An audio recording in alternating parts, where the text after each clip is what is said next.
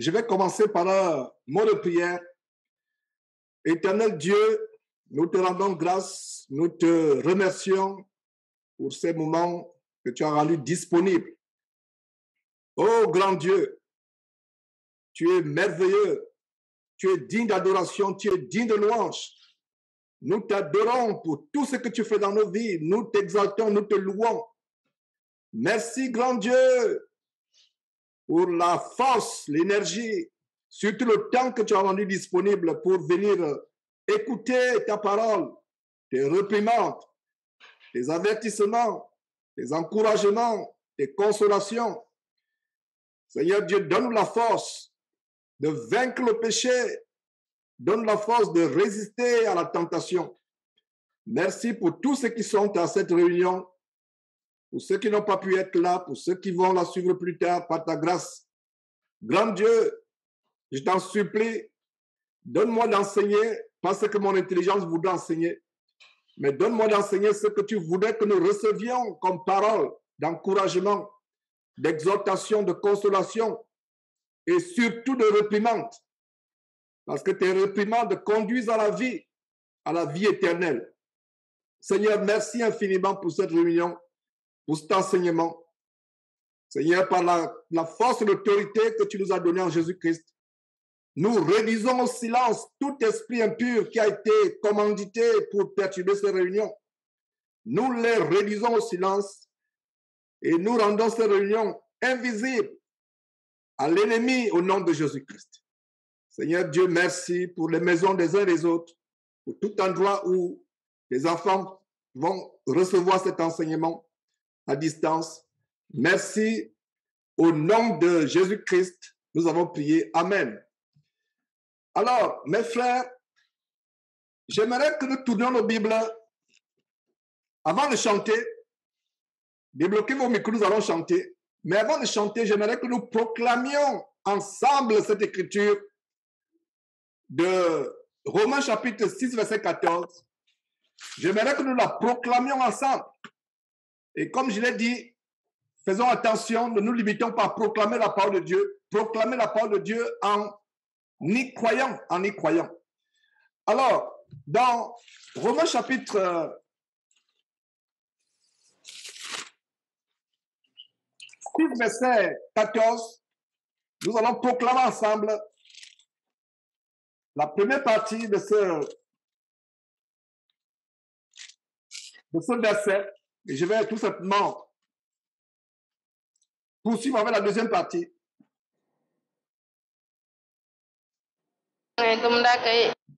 Voilà. Merci d'avoir fermé ce micro.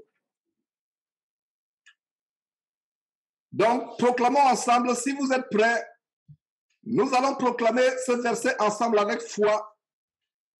Le péché n'aura point de pouvoir sur nous. Car le péché n'aura point de pouvoir sur nous, puisque nous sommes. Vous êtes non sous la loi. Le péché n'aura point de pouvoir sur nous. Car le péché n'aura point de pouvoir sur nous. Le péché n'aura Le péché n'aura pas. nous sommes non sous la loi, mais sous la grâce. Puisque nous sommes sous la loi, mais je ne suis plus sur la loi, sous la loi, sur la grâce. Voilà. Sous la grâce. Merci. Je ne suis plus sur la loi, mais je suis sur la grâce. Voilà. Au nom de Jésus-Christ. C'est dommage que nous soyons, on aurait pu synchroniser et prononcer ensemble, car le péché n'aura point de pouvoir sur nous. Au lieu de dire vous, disons nous, le péché n'aura point de pouvoir sur nous. Voilà comment nous commençons cet enseignement avec cette proclamation. Parce que nous sommes non sous la loi, mais sous la grâce, le péché n'aura aucun pouvoir sur nous. Voilà ce que nous devons proclamer tous les jours. Avant de commencer, débloquez vos micros et nous allons chanter deux cantiques. Nous allons chanter deux cantiques. Veux-tu briser le péché, du péché le pouvoir? Veux-tu briser du péché le pouvoir? Et le deuxième cantique, ce sera c'est Jésus le Sauveur. Il est sorti du tombeau vainqueur. Alors, nous allons commencer. Débloquez vos micros. Élevons nos voix ensemble et chantons Veux-tu briser du péché le pouvoir? Allons-y. Veux-tu briser du péché le pouvoir? C'est un pouvoir. C'est un Christ. La force tu veux recevoir.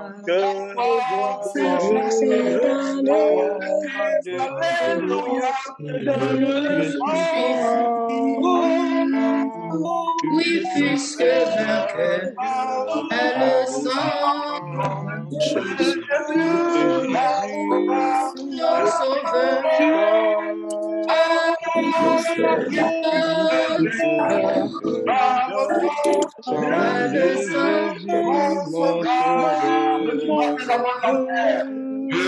tu traverses l'enfer. La force est en Christ. La force est en Christ. Le diable est tombé, tout est force est dans le sang de je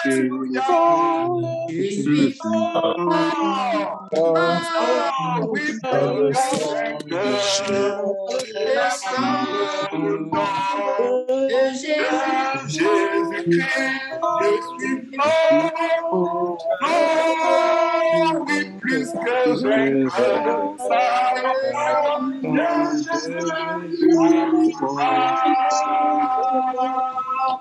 Veux-tu marcher toujours plus triomphant?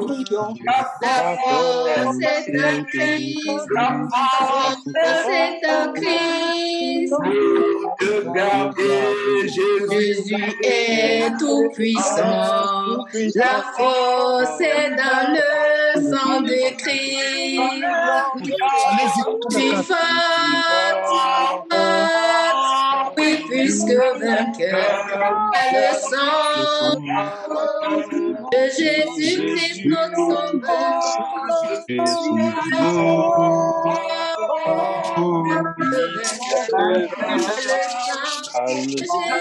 Jésus, mon sauveur.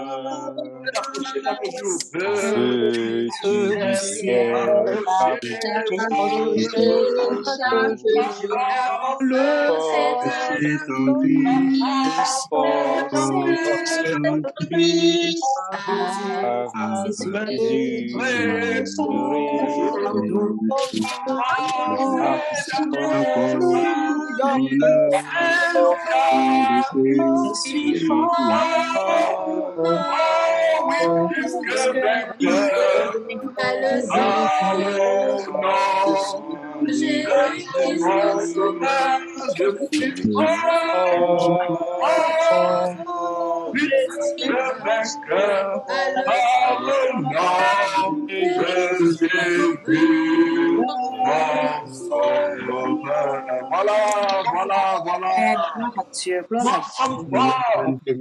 Quelle belle manière d'introduire cet enseignement.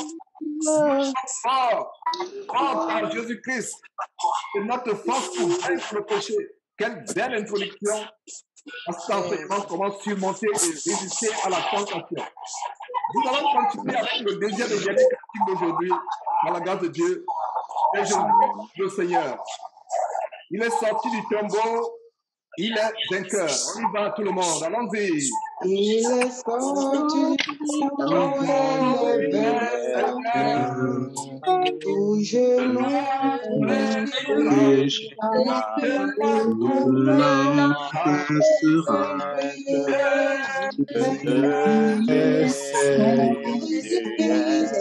Jésus-Christ est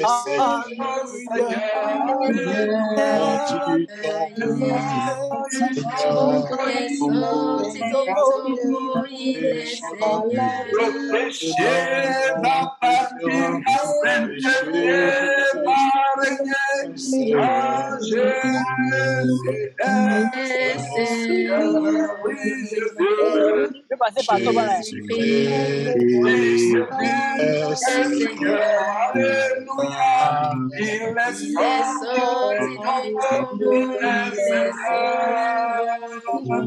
Le péché,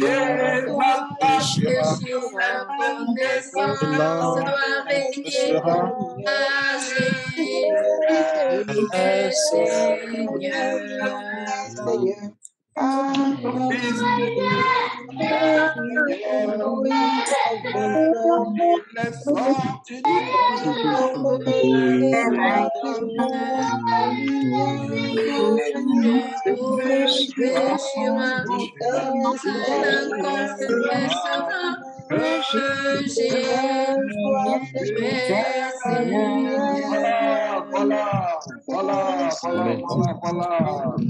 Seigneur. Jésus est Seigneur. Fléchis. Le genou du péché va fléchir dans nos vies. Le genou de la séduction du monde va fléchir. Donc, nous allons commencer cet enseignement. Bloquez vos micros.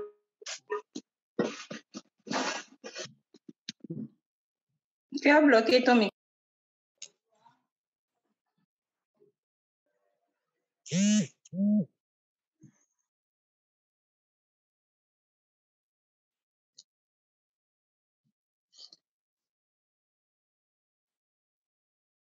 Allô?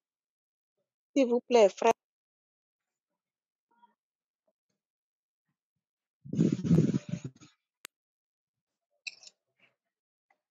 Le micro du frère Georges est bloqué. Nous rendons grâce à Dieu pour toutes choses. Oh, grand Dieu, merci, merci infiniment pour toute personne qui assiste à ces réunions. Merci pour la force que tu nous donnes. Merci pour la bienséance. Oh, grand Dieu, nous te rendons grâce. Nous te remercions. Prends pitié de nous, Seigneur Dieu. Délivre-nous de tout ce qui nous retient captifs. Délivre-nous de la séduction du péché. Oh, grand Dieu, nous avons péché. Nous avons péché par nos pensées, par nos actions, Seigneur Dieu. Nous ne sommes pas dignes de proclamer ta parole. Seigneur Dieu, aie pitié de nous, aie pitié de tes enfants réunis. Je t'en supplie, Seigneur Dieu, donne-nous d'être délivrés du péché, donne-nous d'être purs, donne-nous de nous attacher fortement au bien, donne-nous de nous attacher à tout ce qui est bien, donne-nous de haïr le péché de toute notre force. Donne-nous de détester ce qui est mauvais. Donne-nous de nous accrocher à toi, Seigneur Dieu.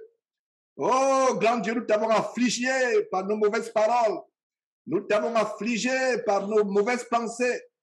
Seigneur Dieu, avec tout ce que tu as fait pour nous sur la croix par ton Fils Jésus-Christ, nous ne sommes pas dignes de ton amour. Nous sommes infidèles.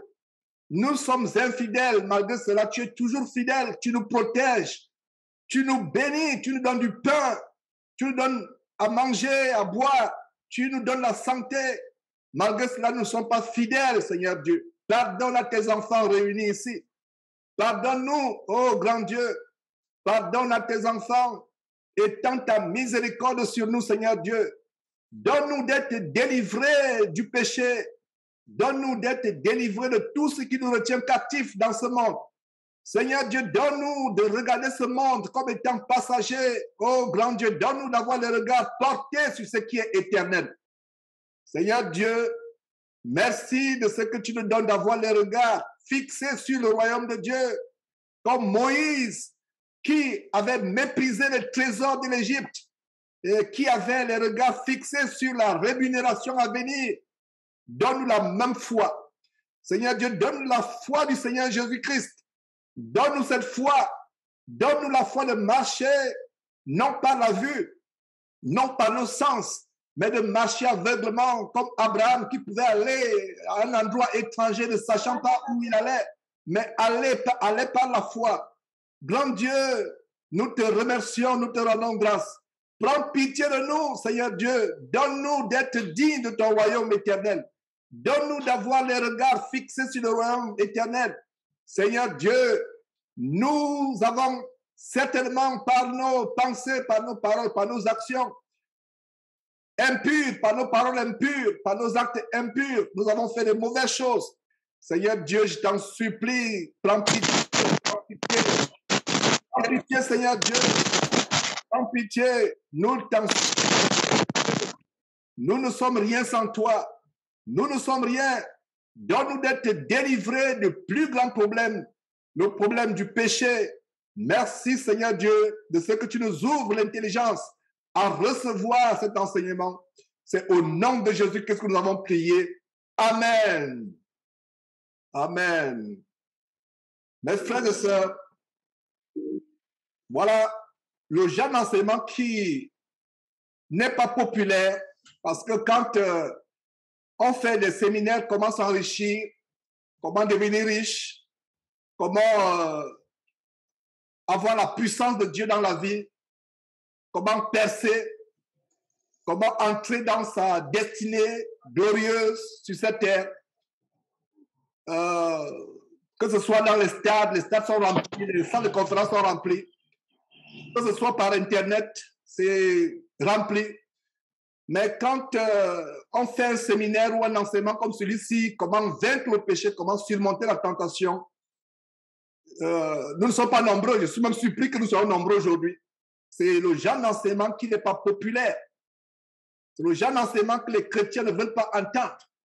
Mais nous devons entendre cela, comme la parole de Dieu dit, nous exhortons chaque jour,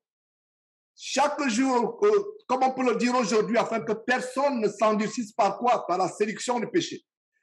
Le péché est le problème numéro 1 de l'humanité. C'est le plus grand problème. Et mes frères et sœurs, que j'aime bien dans le Seigneur, je vais vous dire une chose, ou je vais vous rappeler du moins une chose que j'ai toujours dite. Votre préoccupation sur terre, c'est de vaincre le péché. Le Seigneur Jésus nous a donné la victoire sur le péché en mourant sur la croix. Nous devons entrer dans cette victoire. Nous avons la capacité de vaincre le péché. Et c'est par une décision de libre arbitre que nous pouvons vaincre le péché. Et comme je disais dans ce merveilleux chapitre, ce merveilleux verset de Romains chapitre 6, verset 14, que je vous amènerai à proclamer, on a proclamé ensemble, car le péché n'aura point de pouvoir sur vous, puisque vous êtes non sous la loi, mais sous la grâce. Le péché n'aura pas. C'est une proclamation. Beaucoup parmi nous, nous nous laissons vaincre par le péché. Et la force du péché, c'est la tentation. Voilà comment le péché commence.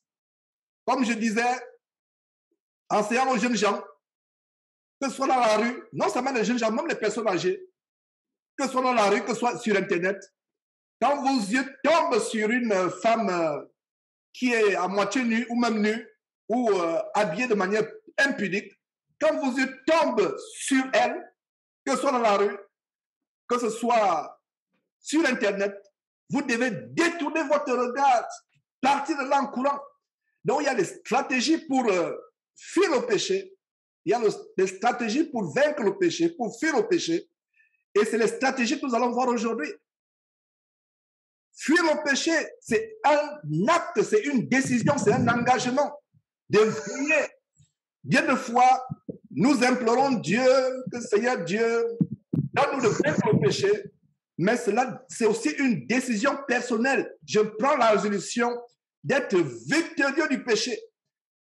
Si le péché n'était pas important, n'était pas un sujet de préoccupation importante pour Dieu, je devrais plutôt dire de cette manière, Dieu n'aurait pas envoyé son Fils sur la croix mourir. Le péché est la plus grande gangrène. Beaucoup parmi nous, nous sommes dans le pays où soit nous sortons de la pandémie, de la peste du dragon, soit nous sommes encore dans cette pandémie. Regardez la préoccupation que les gens ont à lutter contre les pandémies telles que cette peste de la Chine, à lutter contre le cancer. Ici à Houston, nous avons le plus grand centre mondial de cancérologie. À Houston, les gens viennent à travers le monde se soigner. Nous avons ce centre de cancérologie. Les gens viennent à travers le monde se soigner, mais je voudrais vous dire une chose, mes frères et sœurs. Le plus grand cancer de la race humaine, c'est le péché qui a commencé avec Adam et Ève dans le jardin. C'est le plus grand cancer. Mais la solution à ce cancer est Jésus-Christ. Et une fois que nous sommes en Christ, nous sommes capables d'avoir le pouvoir sur le péché. La détermination, ça commence par une volonté. Et comme je l'ai toujours dit, et je ne me fatiguerai pas de le dire, Dieu ne peut pas nous délivrer de ce que nous aimons. Dieu nous délivre de ce que nous détestons. Donc, pour être délivré du péché, la première stratégie, c'est d'arriver au point où tu as le dégoût du péché. Tu hais ce que tu fais. Tu hais ce que tu fais. Bien de fois, nous faisons ce que nous haïssons. Nous faisons ce que nous détestons. Nous ne faisons pas ce que nous aimons. Ce qui est bien dans la parole de Dieu, nous n'avons pas la force de le faire. Et ce que nous détestons, malheureusement, nous le faisons. Je déteste, il y a des frères et sœurs qui m'ont contacté, surtout les frères, qui me disent, frère, j'ai des problèmes avec la masturbation, j'ai des problèmes avec la démon sexuelle. Comment je peux m'en sortir? Comment? J'ai tout fait, j'ai jeûné, j'ai tout fait. Mais je ne fais que retomber dans ce péché. Comment je peux faire? Comment je peux faire pour m'en sortir? La réponse que je donne, c'est commencer par ceci. La première étape, c'est arriver au point où on a un dégoût du péché. Cultivons ce dégoût du péché. Ne soyons pas emportés par la séduction du péché. Et la semaine passée, lors de notre premier enseignement qui était sur cette prière que le Seigneur Jésus nous a enseignée, si vous n'avez pas suivi cette section, je vous en supplie, allez la suivre, allez la partager. Et pour les frères et sœurs qui ont en charge les églises de maison, comme Achille qui est là, je ne sais pas si Modeste est là, il y a Olivier qui est là, etc. Je vous en supplie, faites suivre ces enseignements, non seulement aux brebis que vous avez en charge, mais partagez cet enseignement comme nous le faisons de tout enseignement, parce que quand il y a un frère qui donne un enseignement qui est bénissant, je le partage, et c'est ce que nous devons faire. Parce que c'est la parole de Dieu, ce n'est pas la parole de Jean, ce n'est pas la parole d'un tel ou un tel, c'est la parole de Dieu. Quand elle nous a bénis, nous devons partager. Donc, partagez ces enseignements, amenez les brebis dont vous avez la charge de suivre ces enseignements, que ce soit ce que je donne, que ce soit ce que d'autres frères donnent derrière cette chaîne Jésus-Christ TV. Et ma prière, c'est qu'il y ait des hommes valables, capables d'enseigner. Et la parole de Dieu a dit qu'il n'y a pas parmi vous un grand nombre de personnes qui se mettent à enseigner. Mais en même temps, nous devons prier Dieu pour qu'il y ait des frères, de plus en plus de frères capables d'enseigner afin d'édifier le peuple de Dieu. Donc, c'est une parenthèse que j'ai ouverte. La semaine passée, le dimanche passé, une semaine jour pour jour, j'enseignais sur la prière que le Seigneur nous a enseignée. Et il y a un détail dans cette prière. Délivre-nous de la tentation. Je vous en supplie, mes frères et sœurs, je nous en supplie. J'ai dit je vous, non je corrige, je nous en supplie. Moi y compris. Demandons à Dieu de nous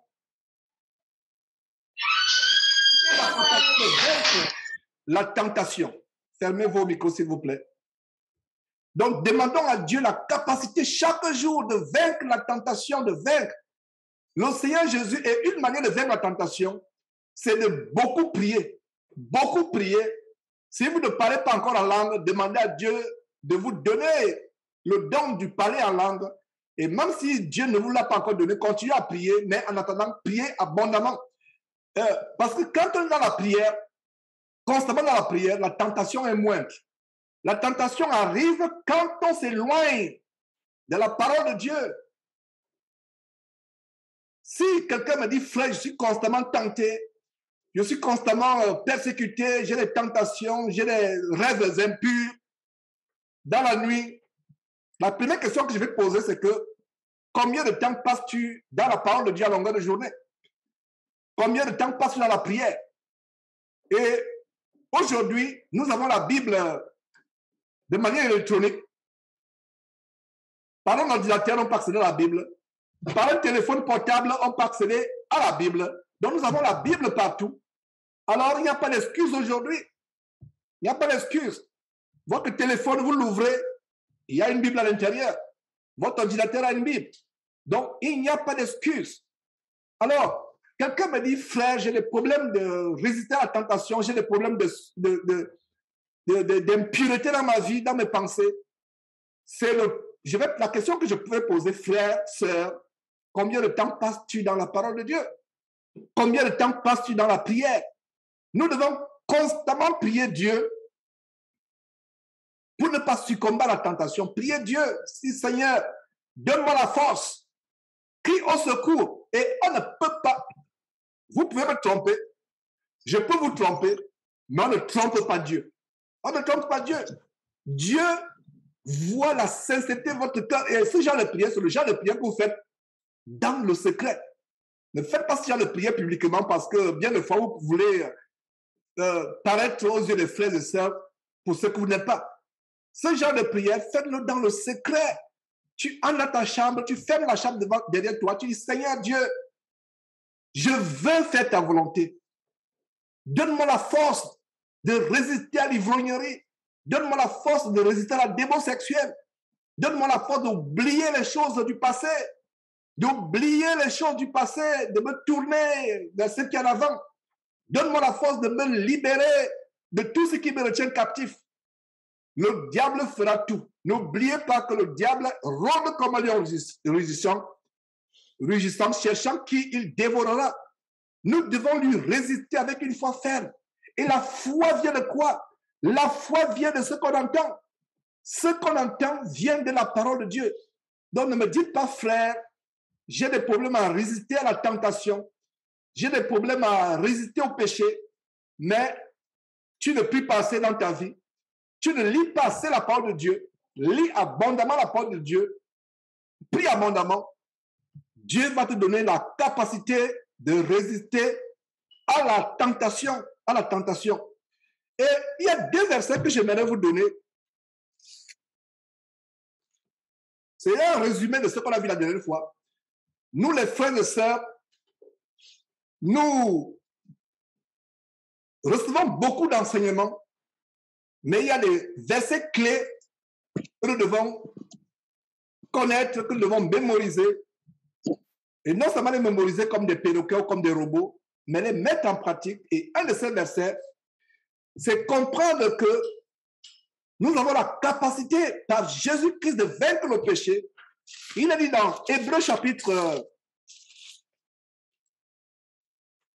4, verset 15. Hébreux chapitre 4, verset 15. Ce verset donne quelque chose de très grand. On a vu cela l'enseignement la semaine passée, dimanche passé.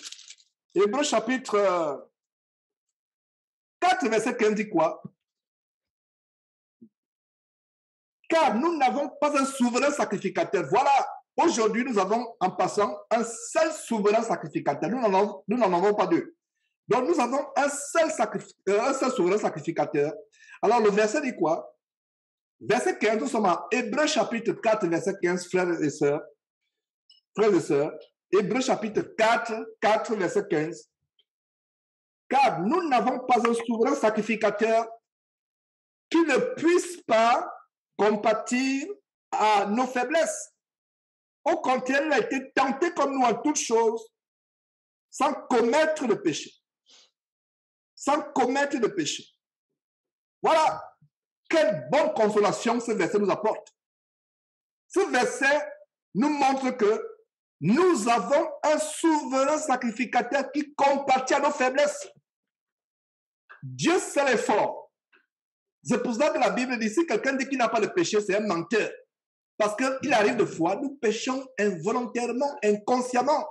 Si quelqu'un dit qu'il n'a pas de péché, c'est un menteur. Parce que bien des fois, tu peux penser que ta vie spirituelle est à 100% propre devant Dieu. Tu peux penser que ta vie spirituelle est droite à 100% devant Dieu. Mais Dieu peut voir des fautes. Dieu peut voir des imperfections. Dieu peut voir les péchés. Donc, si quelqu'un dit qu'il n'a pas de péché, il est enflé d'orgueil, il est orgueilleux. Quelqu'un qui dit, oh frère, et d'ailleurs, il y a cet évangile diabolique de l'hypergrâce que nous avons commencé à dénoncer. Et je rends grâce à Dieu de ce que nous pouvons dénoncer maintenant cet évangile de l'hypergrâce qui enseigne une des choses de cet évangile diabolique, c'est que, frère, on ne peut plus pécher. Quand on est en Christ, on ne peut plus pécher. Or, la Bible dit, si quelqu'un dit qu'il n'a pas de péché, c'est un menteur. Alors, examinons ce verset 4. Que dit ce verset 4? Le verset, pas le verset 4, le chapitre 4 plutôt, excusez-moi, Hébreux chapitre 4, verset 15. Nous n'avons pas un souverain sacrificateur qui puisse compatir à nos faiblesses. Qu'est-ce qui se passait au temps des souverains sacrificateurs qui ont été institués avec Moïse? C'est à partir de Moïse qu'on a commencé à voir les souverains sacrificateurs de la lignée lévitique, de la lignée sacerdotale lévitique. Qu'est-ce qui se passait? Les souverains sacrificateurs étaient des hommes comme vous et moi. Ils étaient sujets à faiblesse. Il fallait qu'eux-mêmes, ils puissent se purifier et purifier le peuple de Dieu. Et ils se purifient avec quoi? Le sang des boucs, des agneaux, des taureaux. Il fallait qu'ils se purifient eux-mêmes. Avant de purifier le peuple, ils devaient aussi se purifier. En même temps qu'ils purifiaient le peuple, ils devaient aussi se purifier. Alors, c'était des hommes imparfaits. C'était des hommes sujets à faiblesse. C'est pour cela que Dieu a donné quelque chose de beaucoup plus grand.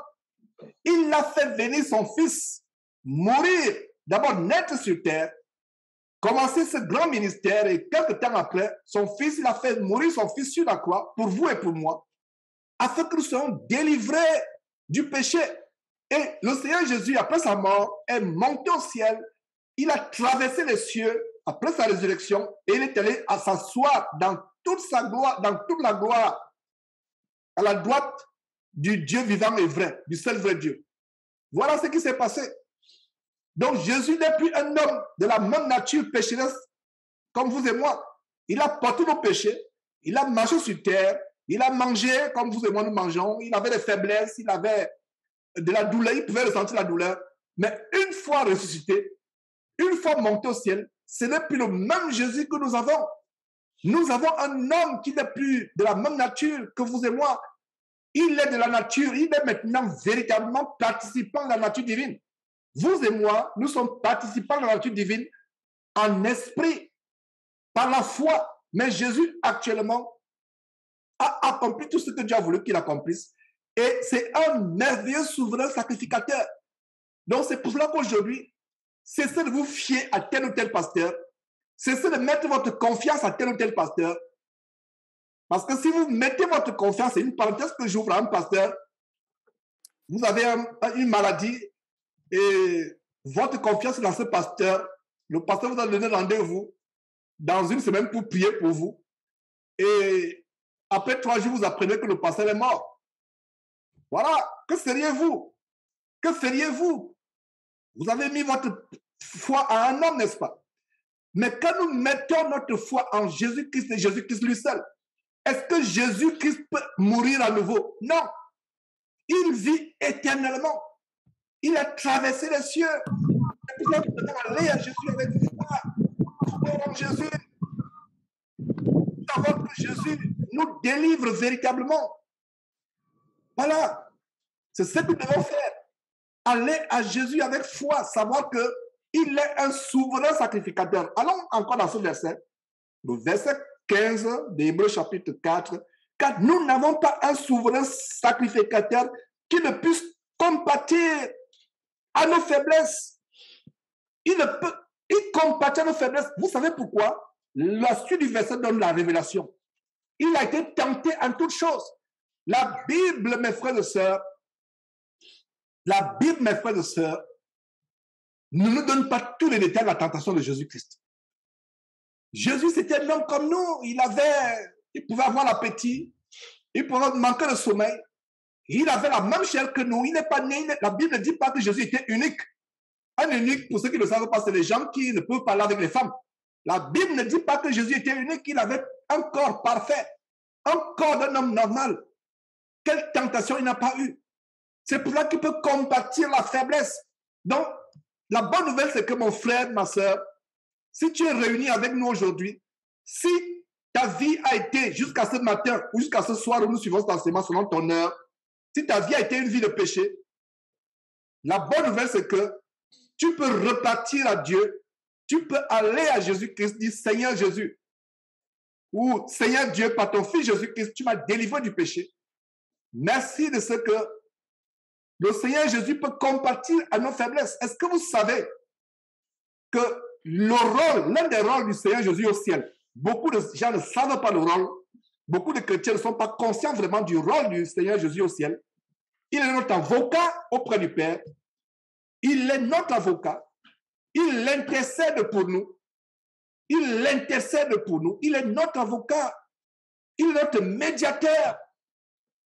Donc nous devons être dans la consolation, dans la joie. Mais n'abusons pas. Ne disons pas que comme nous avons un consolateur auprès de Dieu, comme nous n'avons pas un consolateur, c'est pas ce que vous voulez dire. Comme nous avons un médiateur, comme nous avons un avocat auprès du Père, je peux pécher autant que je veux. Parce que j'ai mon avocat qui est là. J'ai mon médiateur qui est là. J'ai quelqu'un qui intercède auprès de Dieu. Non. On ne peut pas abuser de l'esprit de la grâce. En fait, c'est ça la grâce. L'une des manifestations de la grâce, c'est que nous avons été sauvés gratuitement. Dieu s'est manifesté à nous alors qu'on ne le cherchait même pas. Beaucoup parmi nous aujourd'hui ont découvert Dieu parce que Dieu s'est manifesté à eux. C'est ça la grâce. Nous sommes des milliards. Ils disent que nous sommes 8 milliards sur la terre. Je ne sais pas combien ils ont compté, mais je ne pense pas que ce soit loin de la vérité quand même. Quand vous voyez les vies en Chine, en Inde, nous sommes nombreux, peut-être nous sommes en plus. Mais ils disent que nous sommes 8 milliards. Pour un seul instant, donnons leur raison. Alors, sur les 8 milliards, nous avons environ 1,5 milliard ou 2 milliards de Chinois. Disons 1 milliard de Chinois qui ne croient pas en Jésus-Christ. Nous avons 700 millions ou 1 milliard d'hindouistes qui ne croient pas en Jésus-Christ. Et même ceux qui soi-disant croient en Jésus-Christ ne croient pas véritablement en lui parce qu'ils sont tout simplement embrigadés dans les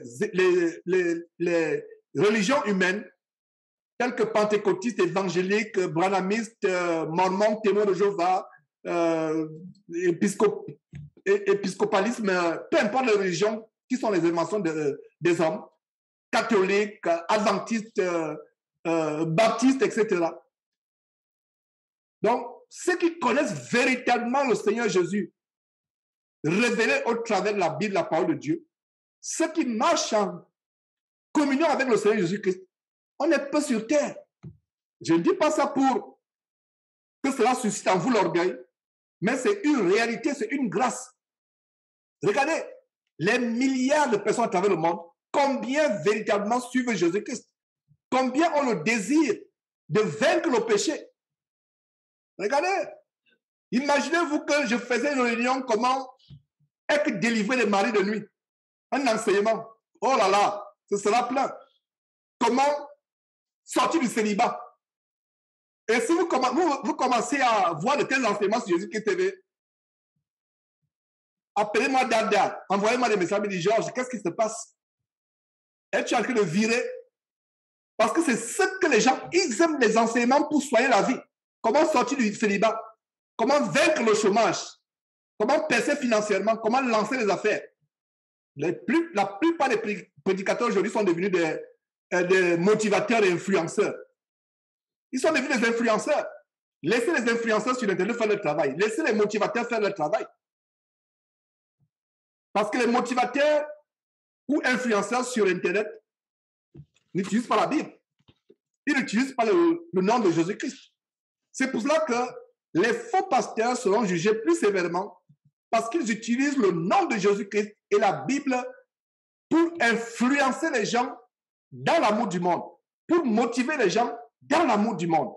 Notre enseignement doit être d'amener les gens à la repentance. Voilà le but de notre enseignement. Frère qui prêche la parole de Dieu, frère qui est en charge de l'église de maison, frère qui perd les brebis du Seigneur Jésus-Christ. La seule chose que tu dois prêcher 24 heures sur 24 heures, amener les gens à vaincre le péché, amener les gens à se repentir. Il n'y a pas un autre évangile. Il n'y a pas d'autre évangile, surtout dans ces temps de la fin. Nous ne savons pas quand est-ce que Jésus viendra. reviendra chercher l'Église. Beaucoup parmi nous allons rater l'enlèvement si Jésus revient de notre vivant. Et si Jésus revient après que nous ayons quitté cette terre, beaucoup parmi nous n'entreront pas dans le royaume de Dieu. Pourquoi? Parce que nous avons méprisé la grâce. Il y a une double grâce. Je vais vous montrer la double grâce. Soyez attentifs sur ce que je vais vous dire. Nous avons une double grâce. Soyez attentifs, si vous prenez note, prenez note. Il y a une double grâce. Le chrétien a une double grâce. Première grâce, quand il a été sauvé du péché, il ne connaissait pas Christ. Jésus qui s'est manifesté en lui, il a accepté le Seigneur Jésus-Christ. Voilà la première grâce. Et c'est une grâce qui est réservée à tout le monde. C'est une grâce qui est réservée à tout le monde, tous les gens de la terre. Mais malheureusement, quand vous leur prêchez Jésus-Christ, ils ne veulent pas accepter Jésus-Christ. Ils se moquent de vous. Ils disent que voilà, moi, je veux mener ma vie comme je veux. Votre Jésus-là, ça ne me regarde pas, etc. Il y a des moqueurs. Vous prêchez la parole de Dieu, ils se moquent de vous. Alors, la première grâce, c'est que Jésus s'est manifesté à nous. Parmi les milliards de personnes dans le monde, Jésus s'est manifesté à nous. C'est la première grâce. Maintenant, la deuxième grâce, c'est que, une fois devenus chrétiens, si nous trébuchons par nos faiblesses dans la chair, nous tombons, nous trébuchons, nous avons un avocat, un médiateur, un intercesseur auprès du Père. C'est la deuxième grâce. Beaucoup de chrétiens voient la première grâce, mais ils ne voient pas la deuxième grâce. Ça, c'est la première grâce, la grâce du chrétien non sauvé. La deuxième grâce, c'est la grâce du chrétien sauvé. Je reprends la première grâce, la grâce du chrétien non sauvé, un impie, comme moi par le passé, comme vous, ne connaissant pas Dieu. Dieu s'est manifesté à nous. Dieu nous a fait connaître son Fils Jésus-Christ. Dieu nous a fait découvrir sa parole. Nous sommes sortis du monde. Nous avons été mis à part parce que sauver signifie mis à part de la colère à venir. Nous avons été justifiés par le juste de Jésus-Christ. Nous avons été mis à part. C'est la première grâce. Maintenant, et cette première grâce, c'est la grâce du non sauvé. C'est la grâce de l'impie incroyant, du non chrétien, qui devient chrétien, c'est la grâce. Maintenant, la deuxième grâce, c'est la grâce du chrétien qui reconnaît que faire la volonté de Dieu, c'est ce qui est meilleur dans la vie. Il n'y a pas autre chose que ça. Un chrétien qui reconnaît que Dieu a horreur du péché. Il peut arriver que ce chrétien soit faible dans la foi. Il peut arriver des occasions. Parce qu'il n'y a pas de super-héros. Mais frère, j'aimerais que vous compreniez que sans Dieu, vous n'êtes rien. Parce qu'il y a aussi un autre côté de l'évangile. C'est vrai que nous dénonçons l'évangile hyper grâce, mais il y a aussi un danger. Les frères qui pensent qu'ils sont super-héros. Il n'y a que Dieu qui est puissant. Il n'y a que Dieu qui est fort et son Fils Jésus-Christ. Nous autres, là, nous sommes faibles. Et pour être véritablement sauvés, il faut reconnaître que Seigneur Dieu, par moi-même, je ne peux pas être sauvé. J'ai la volonté, mais fais-moi grâce. C'est pour ça que le Seigneur Jésus a recommandé que nous prions pour que Dieu nous présente la tentation. Et la tentation n'a que commencé. La tentation sera beaucoup plus grave, même parmi les chrétiens. Même parmi ceux qui enseignent la parole de Dieu, la tentation sera grave.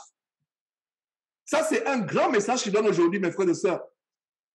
Vous qui prêchez l'évangile, les quelques frères qui sont réunis aujourd'hui, qui prennent l'évangile ou qui prononcent cet enseignement, je nous mets en garde.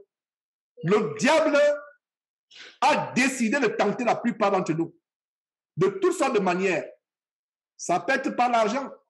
Ça peut être par la démo sexuelle. Ça peut être par quoi que ce soit. Il a décidé, il a commencé à le faire. Nous devons résister.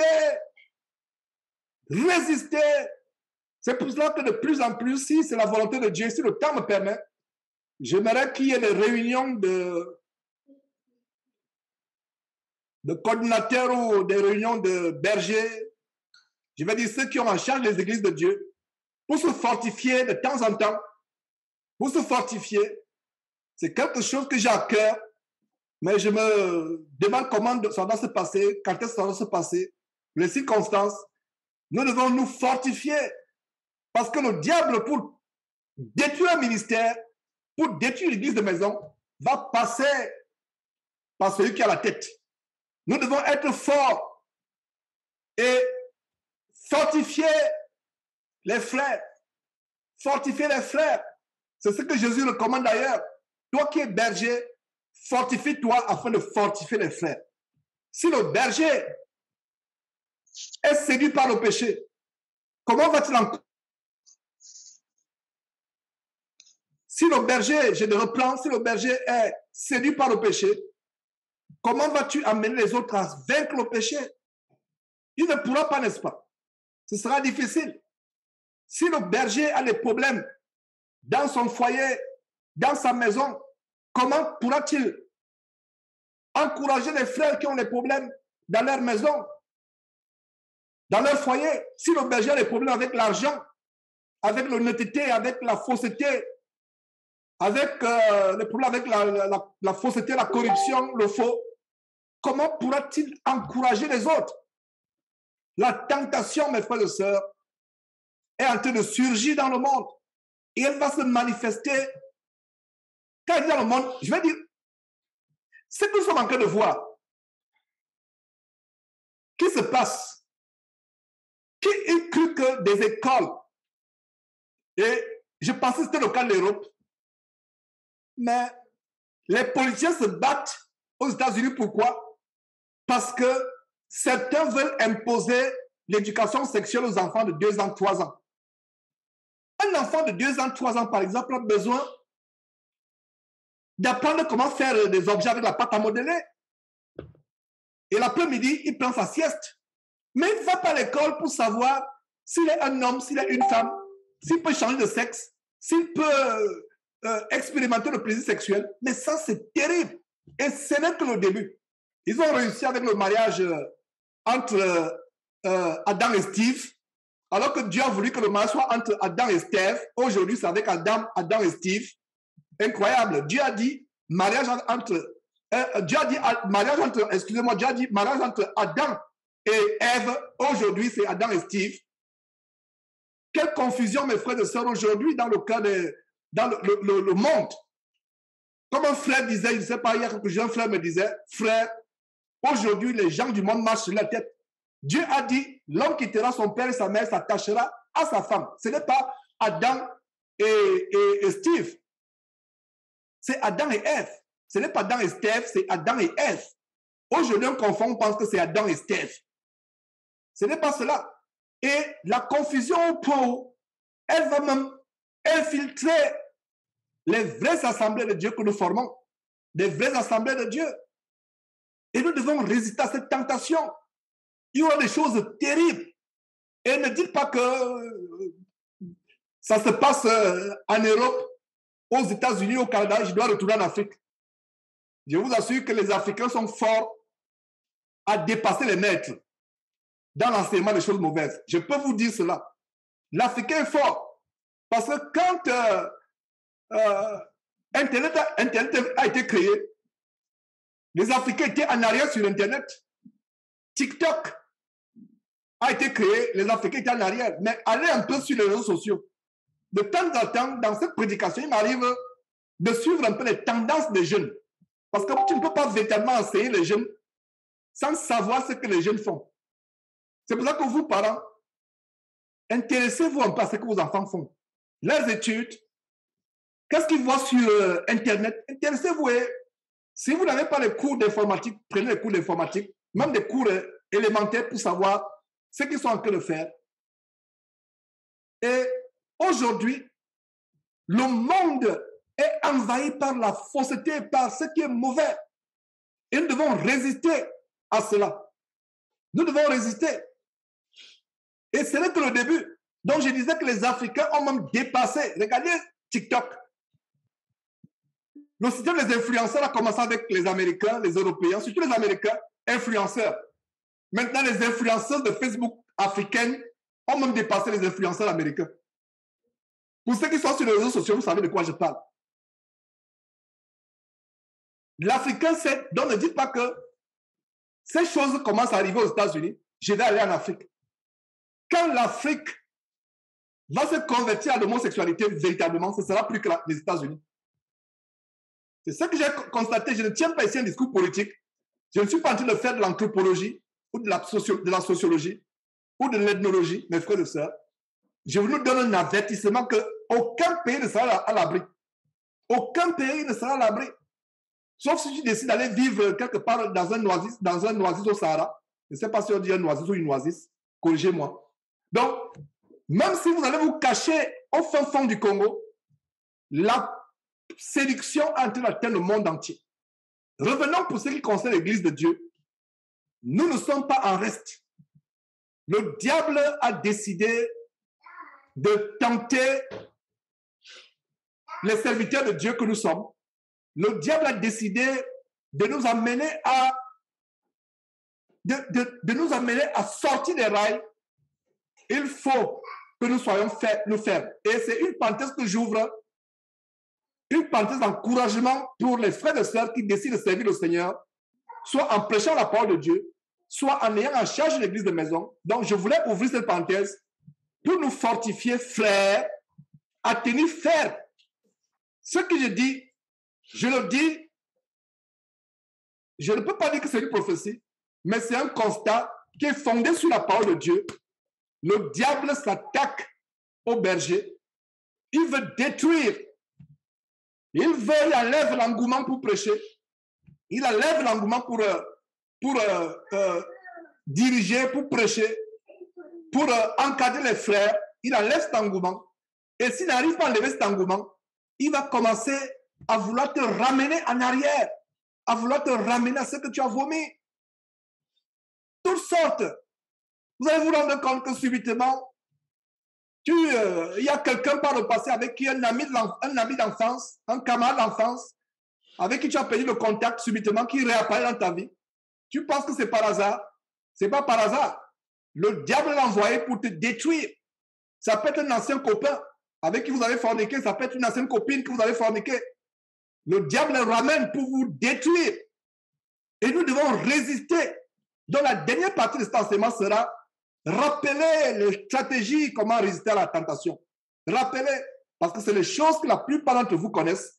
Mais comme l'apôtre Paul disait, je ne me fatigue pas de vous les rappeler, car pour vous, cela est salutaire. Alors, lisons encore ce verset. Regardez comment un verset est tellement important. Ce verset, c'est une consolation. Il y a une double grâce. La grâce du non-chrétien et la grâce du chrétien. Alors, la grâce du chrétien, c'est... La grâce du non-chrétien, c'est être connu de Dieu. Dieu l'appelle. Dieu l'amène à connaître Jésus-Christ. Parmi les milliards de personnes qui sont dans le monde, Dieu te choisit. Ça, c'est la grâce du non-chrétien. C'est la première grâce. Maintenant, il y a une deuxième grâce, la grâce du chrétien qui est tombé dans le péché, qui a été séduit par le péché. Cette grâce-là, c'est ce que nous lisons en Hébreux chapitre 4, verset 15, car nous n'avons pas un souverain sacrificateur qui ne puisse compatir à nos faiblesses. Au contraire, il a été tenté comme nous en toutes choses, sans commettre le péché. Lui, il a été tenté sans commettre le péché. Mais il a expérimenté la tentation. Et d'ailleurs, par la grâce de Dieu, nous allons voir quelques détails dans Matthieu chapitre 4 ou Luc chapitre 4 pour voir comment le Seigneur Jésus a été tenté. Mais avant cela, allons à 1 Corinthiens. Ça, c'est un des versets que nous avons vu la dernière fois. Vous voyez comment nous revenons sur ces choses parce que c'est tellement important.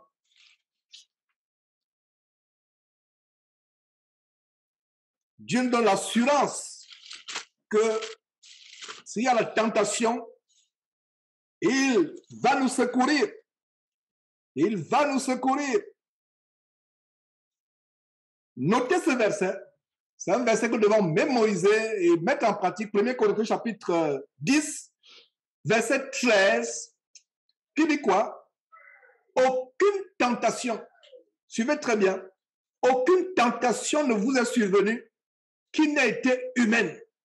Et Dieu qui est fidèle, soulignez Dieu qui est fidèle. Dieu qui est comment? Fidèle. Dieu qui est fidèle ne permettra pas que vous soyez tentés au-delà de vos forces. Mais avec la tentation, il préparera aussi le moyen d'en sortir afin que vous puissiez la supporter. Afin que vous puissiez la supporter. Il y a des sœurs qui ont décidé de vivre chaste, mais la chair a toujours le plaisir. Une sœur qui était dans l'adultère, elle a décidé de sortir de l'adultère parce qu'elle vivait avec un homme marié. Mais cette sœur a toujours le plaisir dans la chair. Voilà. Appelez ce verset à votre secours. Ce verset dit qu'aucune tentation n'est survenue qu'elle était humaine. Et avec la tentation, Dieu prépara une voie de sortie. Ouais. Vous avez renoncé à l'ivrognerie, à l'alcool, aux boîtes de nuit, aux choses du monde. Mais le diable vous amène à repartir à ces choses qu'on a vomi. Et c'est ça le problème pour nous chrétiens aujourd'hui. Retourner à ce qu'on a vomi. Ça, c'est le problème. Retourner à ce qu'on a vomi. Retourner à ce qu'on a vomi. Ça, c'est le problème numéro 1 des chrétiens. Retourner à ce qu'on a vomi. Nous devons mettre en pratique, avant de revenir, gardons toujours un doigt sur 1 Corinthiens chapitre 10, verset 13. Mais avant de revenir sur ce verset, il y a une chose que je dois nous dire, mes frères. Mettons en pratique Philippiens chapitre 3, verset 13. Oubliant ce qui est en arrière et se portant vers ce qui est en avant. Mes frères, si tu as décidé de mettre fin à la fornication, mettre fin à l'amour du monde, le danger, c'est de retourner à ce qu'on a vomi. Ça, c'est le problème numéro 1 de la plupart des chrétiens. Je le dis par expérience. Le diable voudra que tu retournes en arrière. C'est pour ça que Jésus disait, celui qui met la main à la charrue et regarde en arrière n'est pas digne de moi.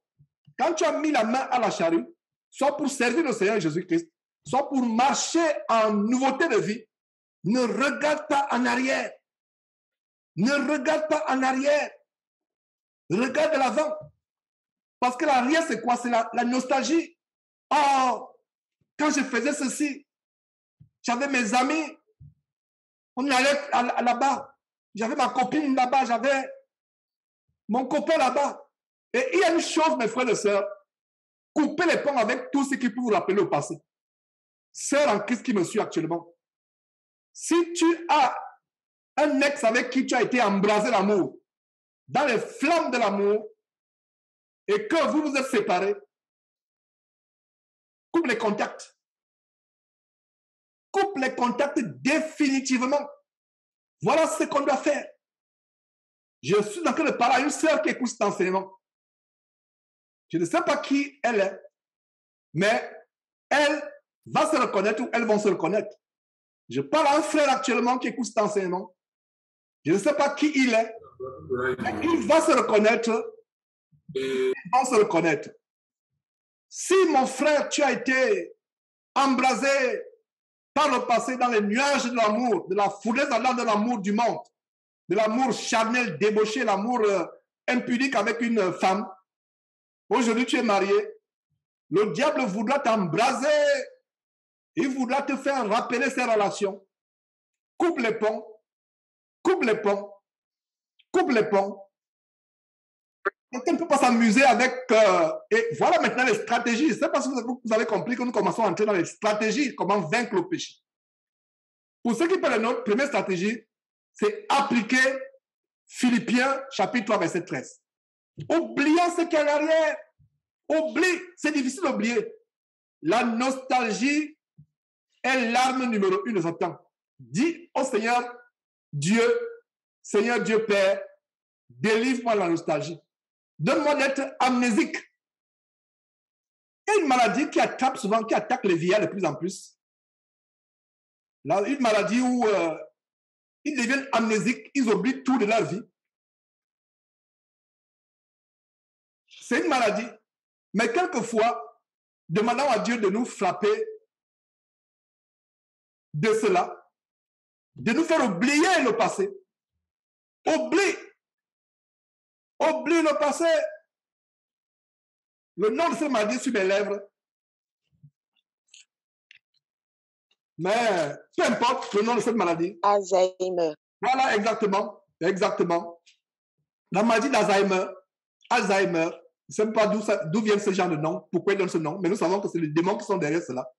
Alors, la maladie d'Alzheimer, tu oublies, cette maladie attaque souvent des personnes tellement influentes dans le monde, des personnes qui ont fait des grandes choses dans le monde, des personnes influentes, qui ont été des grands acteurs de cinéma, des grands stars de musique, des grands politiciens, et au crépuscule de leur vie, ils oublient tout ce qu'ils ont fait. Ils oublient. C'est une maladie, et pour moi, c'est même une attaque diabolique. Ça veut dire que, soit ça peut être une attaque diabolique, ça peut aussi être même la punition de Dieu. Tu as été dans la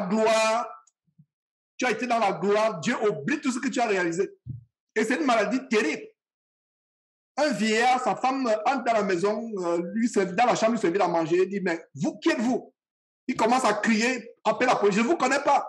Qui êtes-vous? Alors que c'est la femme avec qui il a fait 50 ans de mariage. Mais il oublie que c'est sa femme. Qui êtes-vous? Je vais appeler la police. Qui êtes-vous? Sortez, vous voulez m'agresser. Alors que c'est sa femme. Les enfants viennent lui rendre visite pendant les vacances. Il demande aux enfants, qui êtes-vous? Je ne vous connais pas. Vous, c'est quel nom? La maladie d'Alzheimer est terrible. C'est une maladie terrible. Mais quelque part, demandons à Dieu de nous donner la maladie d'Alzheimer figurativement par rapport à notre passé. Par rapport aux mauvaises choses de notre passé. Pas par rapport aux bonnes choses. Et Dieu que je connais, qui est fidèle, qui est amour, ne nous donnera pas d'oublier les bonnes choses de notre passé. Mais Dieu voudrait que nous oublions les mauvaises choses de notre passé. Que nous les regardions comme de la boue. Et c'est ça l'apôtre Paul. L'apôtre Paul, quelque part, avait cette manifestation d'Alzheimer, mais du côté positif.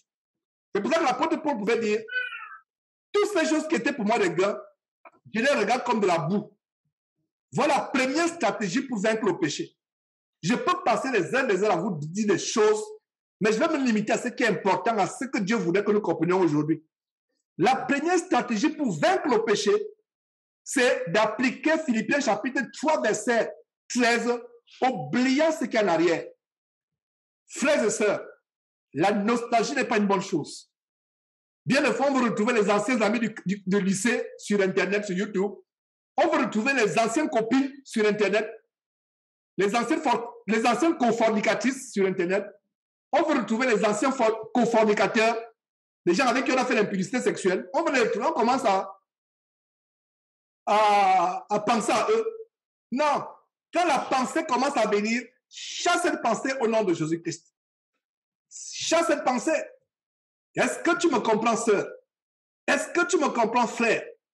La pensée, tu commences à penser à un ex. Ah, voilà comment j'étais. Et bien des fois, ça arrive quand toi qui es marié, le diable apporte des problèmes dans ton foyer. Il apporte des problèmes dans ton foyer. La mésentente avec ton mari. Et c'est pendant... Est-ce que vous voyez un peu la stratégie du diable? Si vous n'avez pas été persécuté par Satan, vous ne pouvez pas comprendre. Voilà comment ça se passe. Le diable, il voit comment tu t'es disputé avec ton mari. Excusez-moi. Il voit comment tu t'es disputé avec ton mari. Il voit comment les choses ne vont pas. C'est pour ça que pour nous qui sommes mariés, faisons tout pour maintenir une bonne relation avec nos époux, nos épouses. Pourquoi? Parce qu'une fois qu'il y a une petite dispute, une petite mésentente, et c'est à ce niveau-là que quelqu'un que tu as perdu de vue il y a 25 ans, il y a 10 ans, 15 ans, réapparaît. Et c'est un ex. Et ce texte-là commence à te séduire, commence à te montrer comment, rien qu'à ce niveau-là, tu dois comprendre que le diable est en train de vouloir ouvrir une porte pour t'affliger. Est-ce que vous comprenez? Philippiens chapitre 3, verset 13, voilà notre verset d'Alzheimer spirituel. Permettez-moi cette expression d'Alzheimer du bon côté. Il y a un bon côté d'oublier, l'oubli. Mais le bon côté, c'est d'oublier les mauvaises choses. Parce que quelqu'un qui a la maladie d'Alzheimer, la maladie, qui est une condition médicale, mais vous et moi, nous savons que c'est des démons. C'est mauvais d'oublier qui est sa femme. C'est mauvais d'oublier le jour où il s'est marié. C'est mauvais d'oublier quand est-ce que ses enfants sont nés, n'est-ce pas? Mais quelque part, cet homme qui a la maladie d'Alzheimer va aussi oublier la cocaïne qu'il prenait, la cigarette qu'il fumait, les prostituées qu'il allait voir. Alors nous, à partir d'aujourd'hui, demandons à Dieu de nous faire oublier les mauvaises choses de notre passé. Si c'est possible. Maintenant, si ce n'est pas possible, c'est toi qui fais l'effort d'oublier. C'est possible que Dieu te enlève à ton cœur. Il y a des frères et sœurs qui sont parvenus au point où Dieu a enlevé les choses du passé de leur cœur. Dieu a enlevé ça de leur cœur. Les copines avec qui ils ont été, les copains avec qui elles ont été, Dieu a enlevé ça de leur cœur. Les prostituées qu'ils ont fréquentées, Dieu a enlevé ça de leur cœur. Mais il y a d'autres frères et d'autres sœurs qui malheureusement sont nostalgiques du péché, sont nostalgiques du passé. La nostalgie tue. Voilà la première grande stratégie pour vaincre le péché. Tuer la nostalgie. La nostalgie tue. Une femme qui t'a quitté pour aller se remarier, et elle revient, elle dit, je regrette parce que je t'ai quitté. Mon frère, dis-lui que c'est fini, tu ne peux pas aller être la femme d'une autre personne et revenir dans ma vie. Rien de moi Satan, je n'ouvre pas cette porte. Je la ferme au nom de Jésus-Christ. Voilà. Dis Amen dans ton cœur, frère, et lève-toi, reprends ta vie en main. Reprends ta vie. Ne permets pas à Satan de te détruire. Reprenons ta vie en main. Le diable veut nous détruire. Quand il sent qu'il ne peut pas entrer par là, il va trouver un moyen pour s'infiltrer. C'est comme un moustique. Pour ceux qui sont dans les zones tropicales, il y a des moustiques et qui dorment avec les moustiquaires. La moustiquaire est là, elle vous couvre. Mais vous voyez les moustiques ronronner. Je dis bien ronronner tout autour de la moustiquaire. S'il y a une petite ouverture, ils attendent, ils sont patients. Voilà l'image de Satan avec le péché. Les moustiques sont patients. Ils savent que quelqu'un qui est profondément emporté par le sommeil peut tendre sa main dans le sommeil et ouvrir la moustiquaire. Ils sont patients.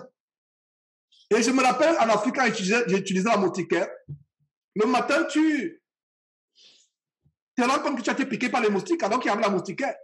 Ils ont été patients parce qu'ils savent qu'à un moment, soit ton pied va ouvrir la moustiquaire, soit ta main que tu vas balancer va ouvrir la moustiquaire. Voilà ce qui se passe. C'est pour ça que la Bible dit que notre ennemi, le diable, rôde comme un lion rugissant. Il rôde. Donc, la première stratégie, mon frère, ma soeur, c'est d'être amnésique. C'est le mot, amnésique vis-à-vis de ton passé. Oublie le passé. Ça peut être difficile, mais oublie le passé. Lève-toi et dis, mon passé là, c'est fini. J'ai été dans la fornication avec quelqu'un. J'étais dans l'ignorance de la parole. C'est passé. Je suis une nouvelle créature. Et il arrive que quelqu'un du passé, la personne te harcèle, t'appelle tous les jours. À un moment, qu'est-ce que tu fais? Tu bloques ton micro. Alors, je vais dire, tu bloques ton téléphone. Tu bloques même la personne de ton téléphone. Parce que tu t'amuses avec le feu, tu seras brûlé. Et comme je l'ai toujours dit, honnêtement, je le dis aujourd'hui, on ne peut pas voir des amitiés avec les ex.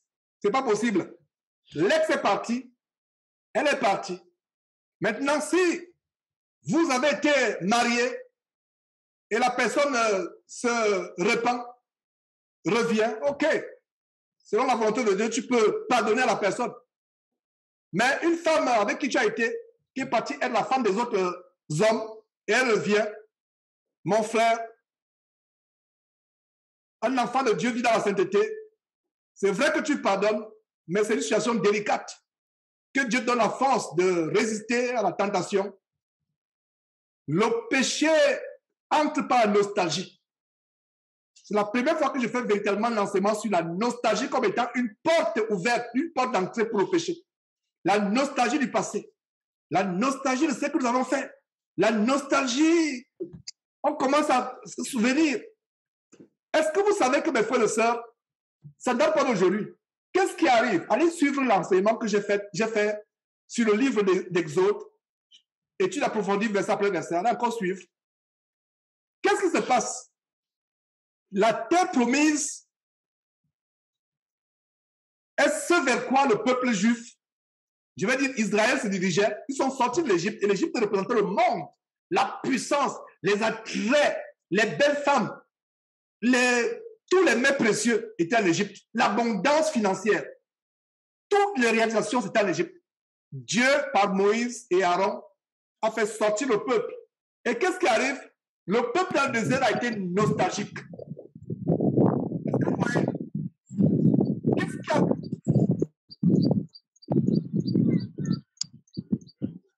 Qu'est-ce qui a fait détourner le peuple?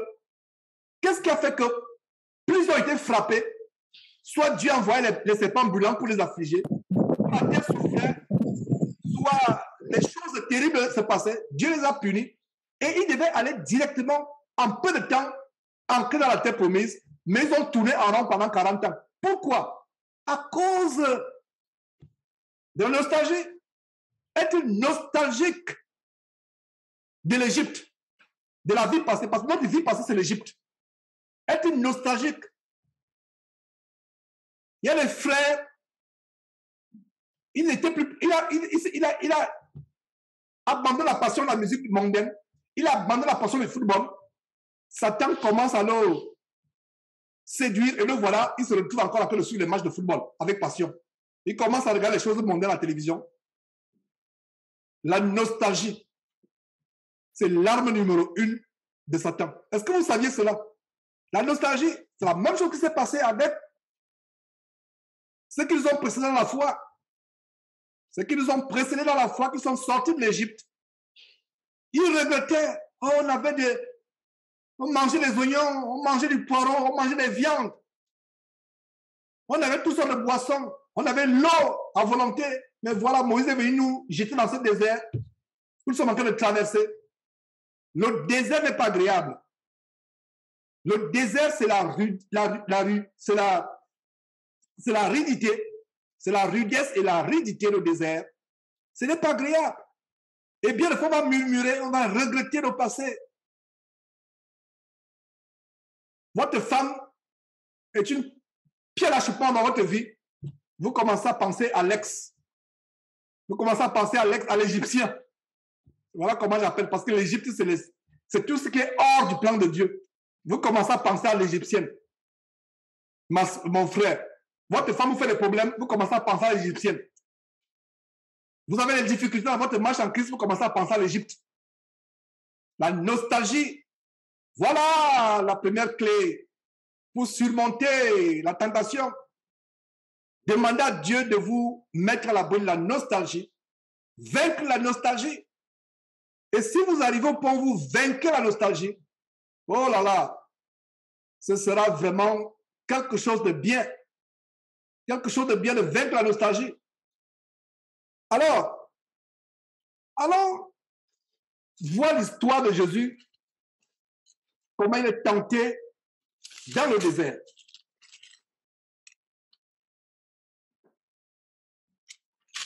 Revoyons ce passage et tirons-en des leçons.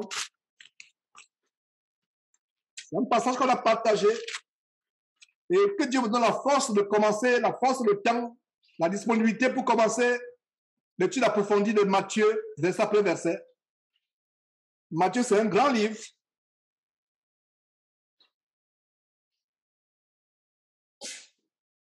Alors, qu'est-ce que nous voyons dans Matthieu chapitre 4? Qu'est-ce que nous voyons? D'abord, la fin du chapitre 3, nous voyons que Jésus a été baptisé par Jean-Baptiste. Jésus a été baptisé par Jean-Baptiste.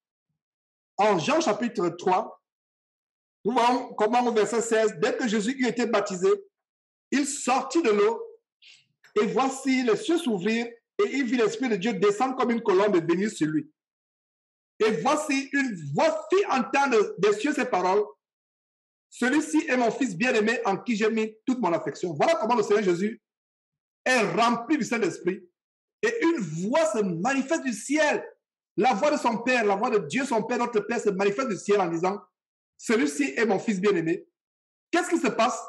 Immédiatement, c'est là où le diable tente. Mon frère, ma soeur, les plus grandes tentations de ta vie vont commencer le jour où tu sors des eaux de baptême. De ces rivières où les frères sont partis te baptiser. Ta tentation pourra commencer le jour où, quelques minutes après le jour où tu as reçu le parlant et tu as été rempli de l'esprit, tu t'es mis à parler en langue. Ça n'attend pas. Quelle leçon nous pouvons tirer ici? Ce n'est pas parce que Dieu s'est manifesté en toi puissamment, miraculeusement, tu as été rempli du Saint-Esprit, tu as commencé à parler en langue. Sache que la seconde qui suit, c'est le combat qui commence. Parce que le diable, il sait qu'il lui reste peu de temps. La tentation commence même dès le temps où tu es sorti des eaux du baptême. Ça a commencé avec Jésus-Christ. Il y a des témoignages comment quelqu'un s'est baptisé le matin. La nuit, il a terminé la nuit dans une boîte de nuit avec une prostituée. Pourtant, il s'est baptisé le matin avec des frères. Je ne parle pas des faux baptêmes dans les fausses églises ou dans les églises. Je parle d'un frère qui s'est baptisé réellement. Il s'est baptisé. Le soir, il se retrouve en train de faire la fornication. Voilà la révélation ici. Ça a commencé avec Jésus. Jésus a été tenté comme dans toutes choses, dans toutes circonstances. Alors, qu'est-ce que nous voyons en Matthieu chapitre 4, verset 1. Alors, Jésus fut amené dans le désert pour être tenté par le diable. C'est pour ça que la Bible appelle le diable comment? Le tentateur. L'un de ses noms, c'est le tentateur. Le rôle est de tenter. Après avoir jeûné 40 jours et 40 nuits, il lui fait, il a jeûné. Et il y a quelque chose qui me préoccupe de plus en plus. C'est que nous, les frères et sœurs, nous comprenons que le jeûne n'est pas une option. Le jeûne est quelque chose que nous devons adapter comme mode de vie. Ne serait-ce qu'une fois par semaine, se priver d'aliments. Et quand on se prive d'aliments, il y a aussi non seulement le corps, vous donnez à votre corps le temps de se purifier. Et je suis surpris de voir comment sur Internet, le jeûne prend de l'ampleur, mais c'est le jeûne pour des raisons mondaines. Ceux qui font le dieting, c'est-à-dire que les régimes amincissants et autres, il y a les motivateurs sur Internet, des gens qui sont là, qui sont dans le culte du corps. De plus en plus, ils concernent le jeûne. Et ils vous donnent les propriétés du jeûne. Et moi, quand je regarde ça, je souris, je dis, mais c'est dans la Bible. C'est prévu dans la Bible. Le Dieu que je connais, que vous connaissez, le Père de notre Seigneur Jésus-Christ, nous a donné tout ce qui contribue à quoi? À la vie et à la piété. Alors, qu'est-ce qui se passe? Quand on jeûne, c'est un moyen pour nous de rendre grâce à Dieu pour la nourriture qu'il nous donne. Parce que quand vous jeûnez, vous privez votre corps de nourriture, vous privez votre corps d'aliments. C'est un moyen aussi de maîtriser votre corps. Il y a plusieurs aspects au jeûne. Le jeûne, c'est pour être dans les bonnes prédispositions de prière. Il y a une chose que j'ai constatée et qui est choquante, c'est que dans les sociétés initiatiques comme au Gabon, l'un de mes pays, même au Cameroun, qui est l'un de mes pays également, il y a des choses que j'ai remarquées, c'est que les gens qui sont dans les sociétés ésotériques à caractère vaudou, tels que le Bouti au Gabon, ou peu importe les sociétés initiatiques, quand ils font leur veillée d'invocation des démons, ils jeûnent. Donc, le jeûne est cautionné, encouragé, même par ceux qui servent notre adversaire, l'adversaire de notre Dieu, le diable. Eux aussi, ils jeûnent. Même les musulmans jeûnent. Il semble que les musulmans sont dans le mois de jeûne actuellement. Eux-mêmes jeûnent. Les sorciers jeûnent. Les bouddhistes jeûnent. Tous ceux qui sont dans les sociétés ésotériques jeûnent.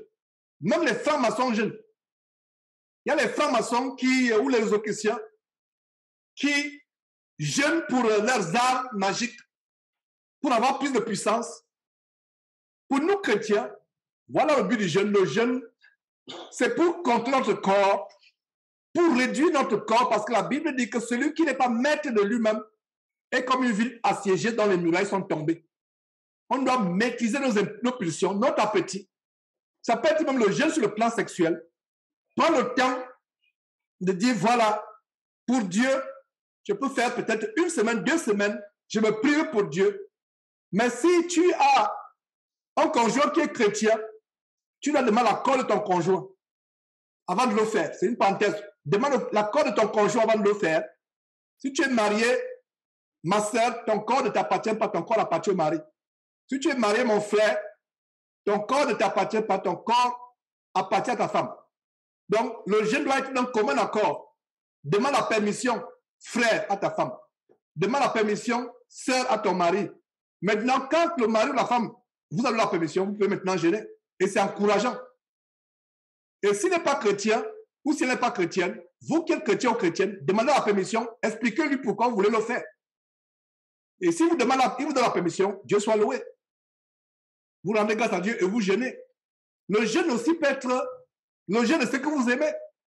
Imaginez que vous aimez un tel plat, vous vous privez de ce plat pendant un tel nombre de jours. Il y a un jeûne qui est à sec, ça veut dire que vous passez 1 journée, 2 journées ou 3 journées sans manger, sans boire. Ça dépend de vous.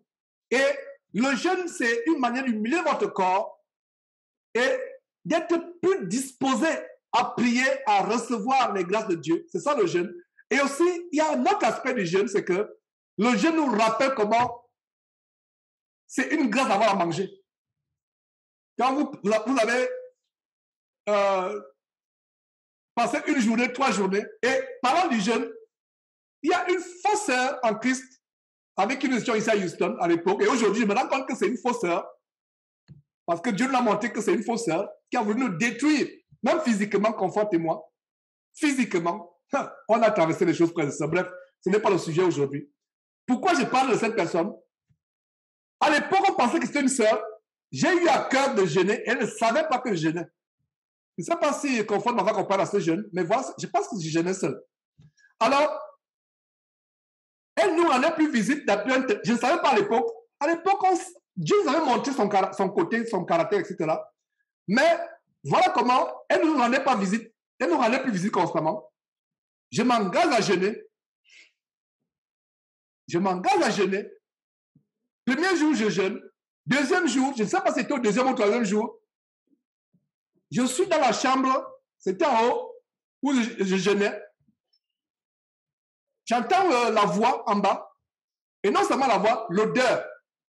Elle a porté un mets, je crois que c'était des pizzas ou quelque chose de similaire. Et à l'époque, j'aimais les pizzas à l'époque. Ce n'est plus le cas aujourd'hui. Dieu soit loué pour ça. J'aimais les pizzas. Je ne dis pas que les pizzas sont mauvaises, mais quand vous ne pouvez plus vous passer de quelque chose, c'est pas bon.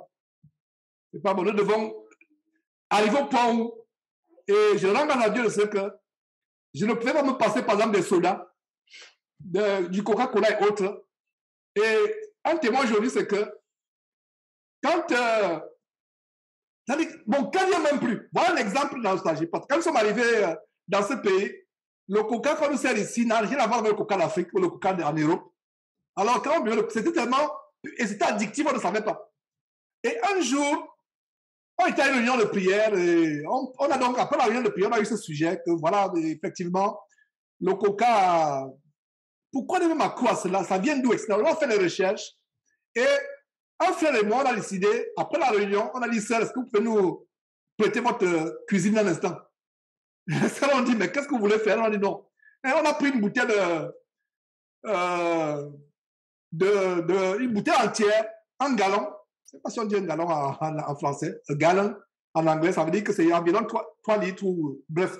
Donc on a vidé la casserole, on a allumé. On a brûlé, on a allumé, on a fait bouillir, on a bouilli.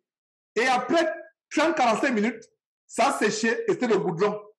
Je vous dis le goudron noir. Donc, comme tu puisses, tu sens comment c'est du goudron comme le goudron qu'on utilise pour la rue. Ce jour-là, on a décidé de ne plus jamais boire de coca. On a décidé de ne plus jamais boire de coca. Et comme ce frère et moi, à l'époque, on faisait le sport, alors il est parti par le sport, on a dit, frère, comment on a décidé de ne plus boire de coca? Buvons pour la dernière fois. Et on a bu pour la dernière fois. On a dit, ça y est, on ne buvra plus. Je ne sais pas si il a tenu. Mais moi, jusqu'aujourd'hui, j'ai tenu parce que je me suis dit, je ne vais plus boire. Et j'ouvre une parenthèse, pourquoi? Parce que tout ce que nous mangeons est sanctifié par la prière. Mais à un moment, Notre corps n'a pas besoin de tout. Notre corps n'a pas besoin de tout. Il faut arriver au point de dire, mais non, mon corps n'a pas besoin de ça. Mon corps n'a pas besoin de ceci. Mon corps n'a pas besoin de cela. N'oubliez pas que notre corps est le temple de Dieu. Donc, une pizza en soi n'est pas mauvais. Mais le fast-food américain, pour vous qui êtes aux États-Unis, nous sommes dans la culture du fast-food. Non seulement c'est de l'argent que vous dépensez l'argent, vous mangez dehors. Et j'encourage souvent les frères et sœurs, surtout ceux qui sont dans ce pays aux États-Unis, préparez chez vous. Parce qu'au moins, vous savez la provenance de vos aliments. Vous pouvez aller dans les fermes, faire vos courses, acheter vos vivres, vos condiments, vos légumes dans les fermes locales. Vous assurez quand même la provenance. Nous devons surveiller ce qui est à notre bouche. N'oubliez pas que notre corps est le temple de Dieu. Nous nous préoccupons de l'alcool, nous les chrétiens. Nous nous préoccupons de la cigarette. Mais combien sont parmi nous qui nous préoccupons de ce qui est à notre corps? Je ne dis pas que ça va aller à l'extrême. Parce qu'il y a aussi l'extrême pour la parole où les frères et sœurs sont même pires que les gens du monde. Ils contrôlent maintenant tout ce qui est dans leur bouche. Non, mais quand même, à un moment, quand vous ne pouvez vous passer de quelque chose, ce n'est pas bien. Nous devons arriver au point où nous passons des choses. Et je rends compte de ce que tout ce qui est soda, jus, industriel, artificiel, que ce soit le Fanta, le Coca, tout ce qu'on appelle soda, Coca, Fanta, etc. Comme ceux qui sont au Cameroun, vous voyez la célèbre boisson du Cameroun, qui est la célèbre boisson du Cameroun, le top TOP.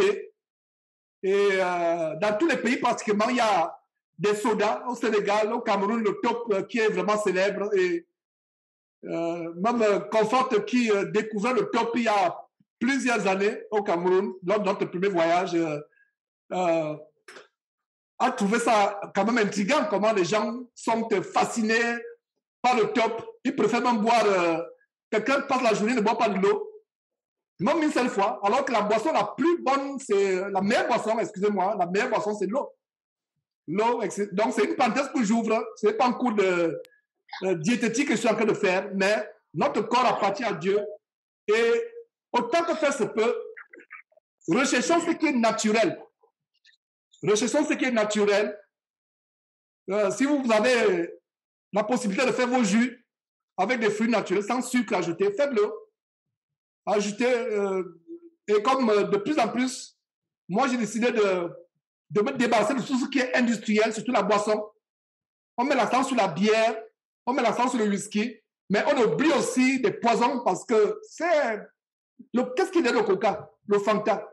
Des fois, c'est des poudres qu'on mixe avec de l'eau et ça vous donne une substance. On ne sait même pas ce qu'il y a derrière. Et des fois, quand les organisations non gouvernementales qui protègent le droit des consommateurs leur demandent de donner la recette, ils ne donnent pas la recette. Ils cachent. Pourquoi cachent-ils les ingrédients qui sont derrière ces choses? Donc, je n'aimerais pas que cette parenthèse qui vient d'ouvrir soit une dispute d'opinion. Tout simplement pour revenir donc à ce jeûne. Pourquoi j'ai ouvert, c'est pas, je disais que j'aimais bien les pizzas à l'époque, mais ce n'est plus comme avant. Les pizzas, je préfère manger ce qui est naturel, ce qui est, je sais qui est préparé. Je connais d'où viennent les ingrédients, etc. Donc, j'étais en jeûne, et c'est le moment où je suis en jeûne qu'elle amène des pizzas. Et j'ai souri parce que j'ai compris que c'était une tentation. Et le diable, sur le champ, m'a fait comprendre que c'est parce que je suis entré en jeûne que cette sœur, entre guillemets, aujourd'hui, qui est une fausse sœur, mais à l'époque, parce qu'on a vu comment elle a voulu, à plusieurs reprises, nous faire du mal, souhaiter notre mort, nous amener même à mourir. Mais à l'époque, j'avais le discernement, mais je me disais peut-être qu'elle pourrait changer. On la tolérait. Et en gênant donc, elle a amené cela. Et j'ai souri étant dans la chambre haute, là où j'étais. J'ai souri, j'ai dit non, ça c'est une attaque. J'ai souri et j'ai compris. C'était l'odeur qui m'envahit depuis la chambre. C'était même bizarre. Depuis le bas, à la chambre en haut, l'odeur. Et ce n'était pas normal. Il y avait quelque chose de spirituel. J'entendais sa voix. Après, j'ai souri, j'ai dit, le diable, tu ne mourras pas au nom de Jésus. Et beaucoup parmi vous ont commencé le jeûne et ont stoppé le jeûne. tu prends la résolution de jeûner pendant 2 jours, 3 jours. Deuxième jour, tu coupes le jeûne. Soit à cause d'un accès de chair, soit à cause d'un partenaire qui veut t'amener à la concupiscence charnelle, soit à cause, je ne sais pas de quoi, soit à cause de la faiblesse. Donc, faisons attention. Donc, j'ai ouvert cette grande parenthèse à cause du fait que Jésus, ayant jeûné 40 jours et 40 nuits, eut faim. Le tentateur s'était rapproché et dit, si tu es fils de Dieu, ordonne que ces pierres deviennent de pain. Et Jésus a répondu avec la parole de Dieu. J'avais fait un enseignement là-dessus. À savoir que Jésus n'a pas pris autorité sur Satan à chasser. Non, Jésus a sorti la parole. Vous et moi, si on était à la place de Jésus, on commençait à faire le combat spirituel à la manière de Maman Langui et autres faux ministères diaboliques qui vous enseignent un faux combat spirituel. Non, Jésus ne l'a pas fait. Il a cité la parole. Conclusion, la meilleure manière de résister à la tentation, frères et sœurs, c'est d'avoir la parole de Dieu. C'est la meilleure manière de résister à la tentation. Mais il y a un détail que je vais vous donner dans cette histoire, mais ce détail est en Luc chapitre 4 qui reprend la même histoire. Vous allez voir ce détail. N'oubliez pas que je vous disais tantôt, il y a quelques minutes, à savoir que l'une des stratégies pour résister à la tentation, c'est tuer la nostalgie à nous. Parce que beaucoup de péchés viennent de la nostalgie. Vous avez décidé de renoncer à tout. Je reviens encore sur le témoignage de Wilfried qui s'est débarrassé de ses instruments de musique.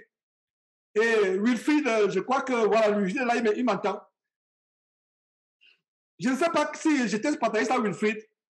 J'étais accro au jazz. J'ai joué un instrument de musique, j'ai joué la batterie au lycée, mais j'ai une oreille musicale. Et il y a un de nos enfants, Winton, qui a eu la même oreille musicale.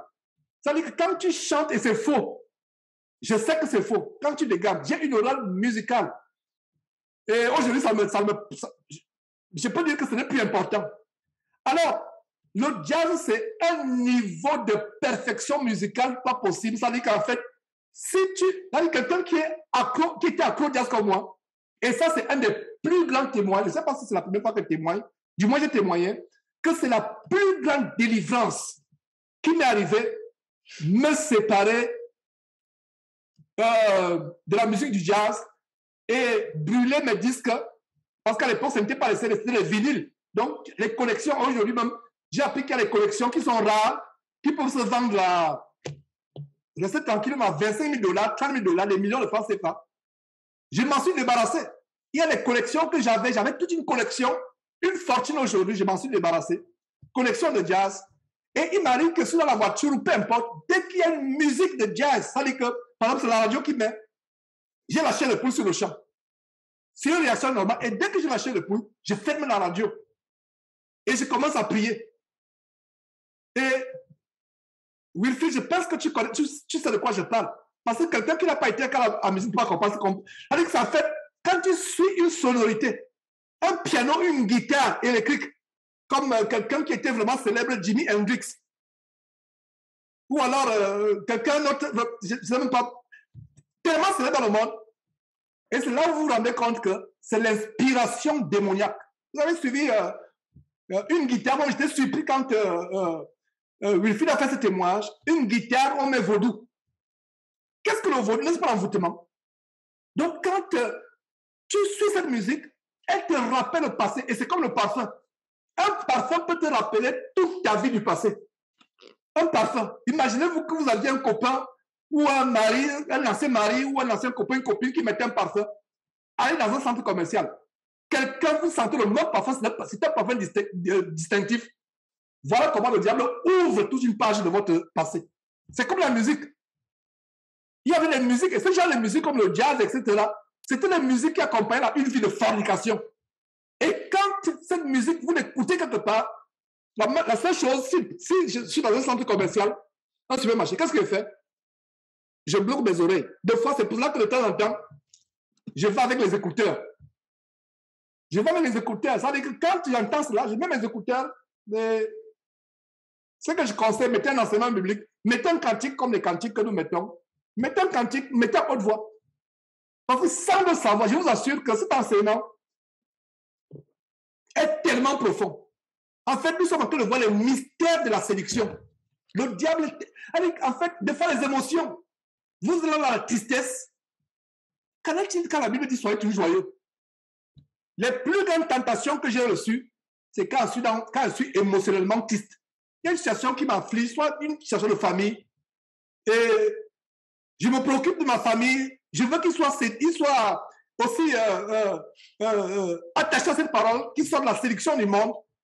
Alors tu es triste, et dans cette tristesse, le diable peut entrer et te séduire. Pourquoi la parole de Dieu nous dit d'être joyeux?